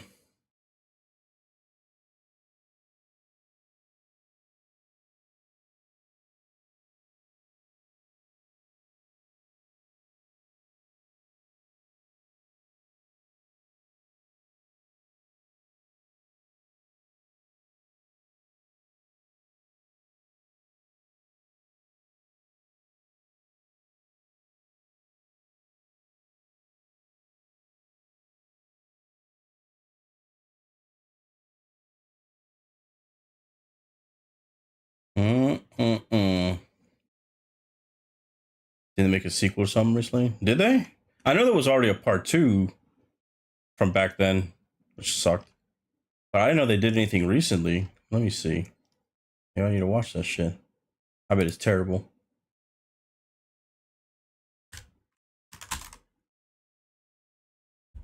Never Ending Story. 1984. fantasy film. Damn, Jesus Christ, is that old, huh? I'm old, chat. The remake?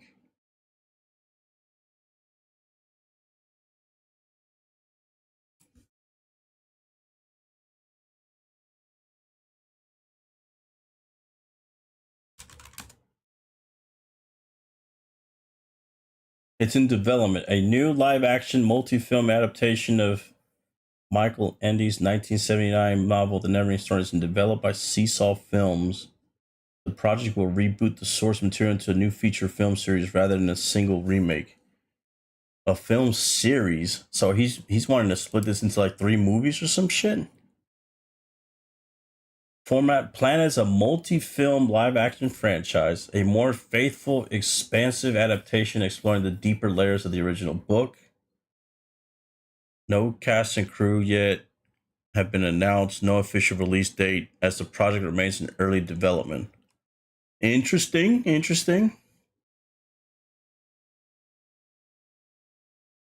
You don't play E-Day? I saw JG play that. I could get it. I have Game Pass, so I can play it. When does the beta end? Tomorrow? Maybe I should play that. No, who knows?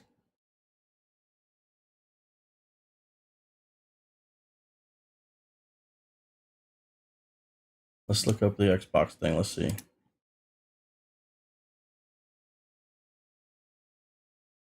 Game Pass.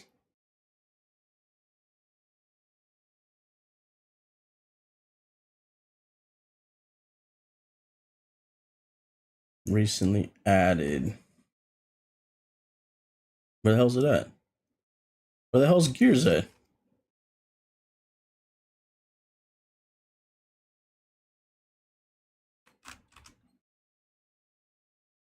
Gears of War, E-Day, pre-order, multiplayer beta. Okay, here we go. The Gears E-Day beta will run across 2 weekends later this summer. So is this number 1? So I guess it will be up tomorrow. For sure. And then I guess the next weekend too or something. Yeah, it's saying I can install it.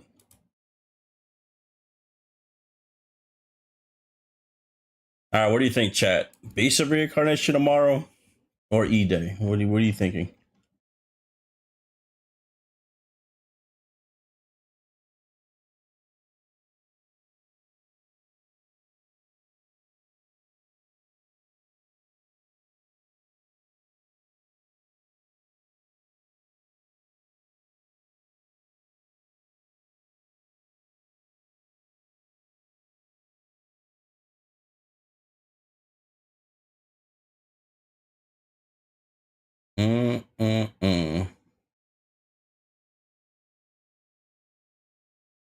Or Power World. E-Day, both. Yeah, I might only be 50%. Like I just beat that boss. I only have 48% of the trophies. Defeated Ori and Schlong. Yeah, she was pretty tough. Not gonna lie. I actually beat her twice because I actually beat her when the time ran out. So we both got knocked out at the same time, but it didn't count though. But yeah, she was dead next to me. I didn't get selected for Duskbloods. Nope. I did not. By the way, chat, this Bellanor, whatever the hell, this PAL is awesome. I like this PAL a lot. I need to capture another one so I can start breeding them to make a better one, but only 4%. Actually, how many people beat this chick? 2% only, chat. 2%. Everybody's fake playing Power World. How many thousand? 100,000 people playing this? Like 900,000? Let me see. Let's look at SteamDB, chat. We can't go without watching a SteamDB stuff, right? Where's Power World at? 352 players right now. 352,000, and only 2% have beat this boss. Oh no, chat. Got a lot of fake people out there.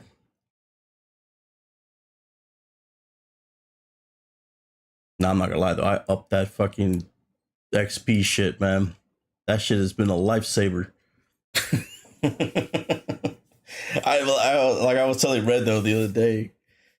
I did this. The thing that sucks though is now I'm too far ahead though because I gotta have like all this shit that I can't make because I didn't know I skipped everything by bypassing all my XP levels. So I have to get like hexalite, fucking chromite, and all this weird shit that I was like, what the fuck is this?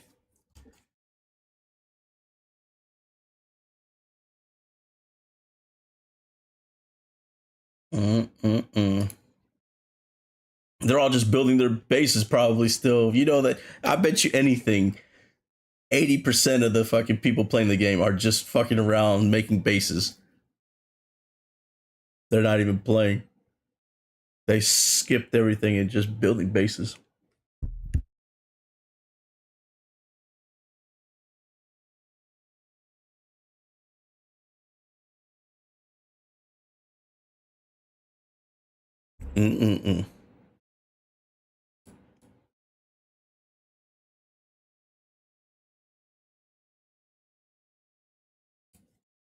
All right, chat. I'm gonna go to sleep. Shout out to y'all for sticking around, listening to me yap. That's all I literally did, huh? Just yap all day. 18 more days, and we're gonna go ahead and watch the trailer. What do you think, chat? Live stream? Maybe Netflix let me co-stream it.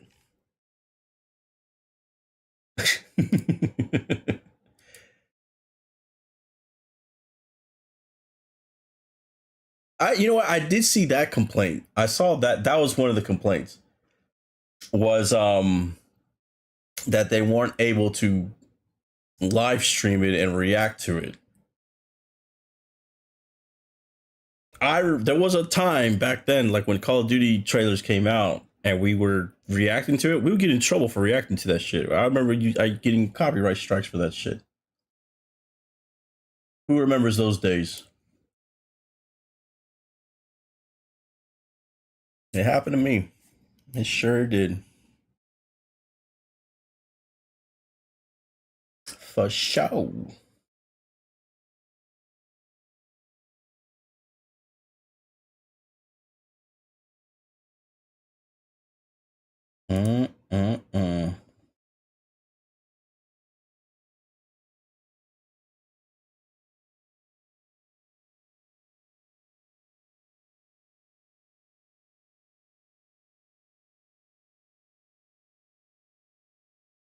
Potential.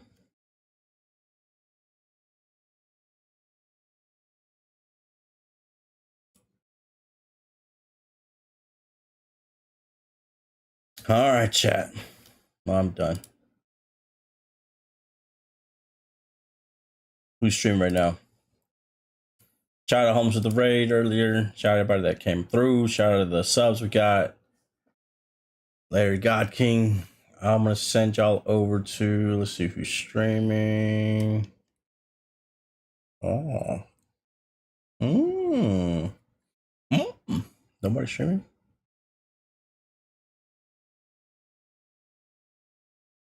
SK streaming. Jay stream. He's streaming E-Day. We'll send y'all over there. Jay a fool. All right, y'all have a good one. Wait, what happened? I hit the wrong button.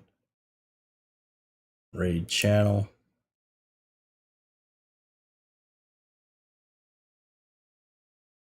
All right, y'all have a good one. We'll watch some E-Day. I will catch y'all later.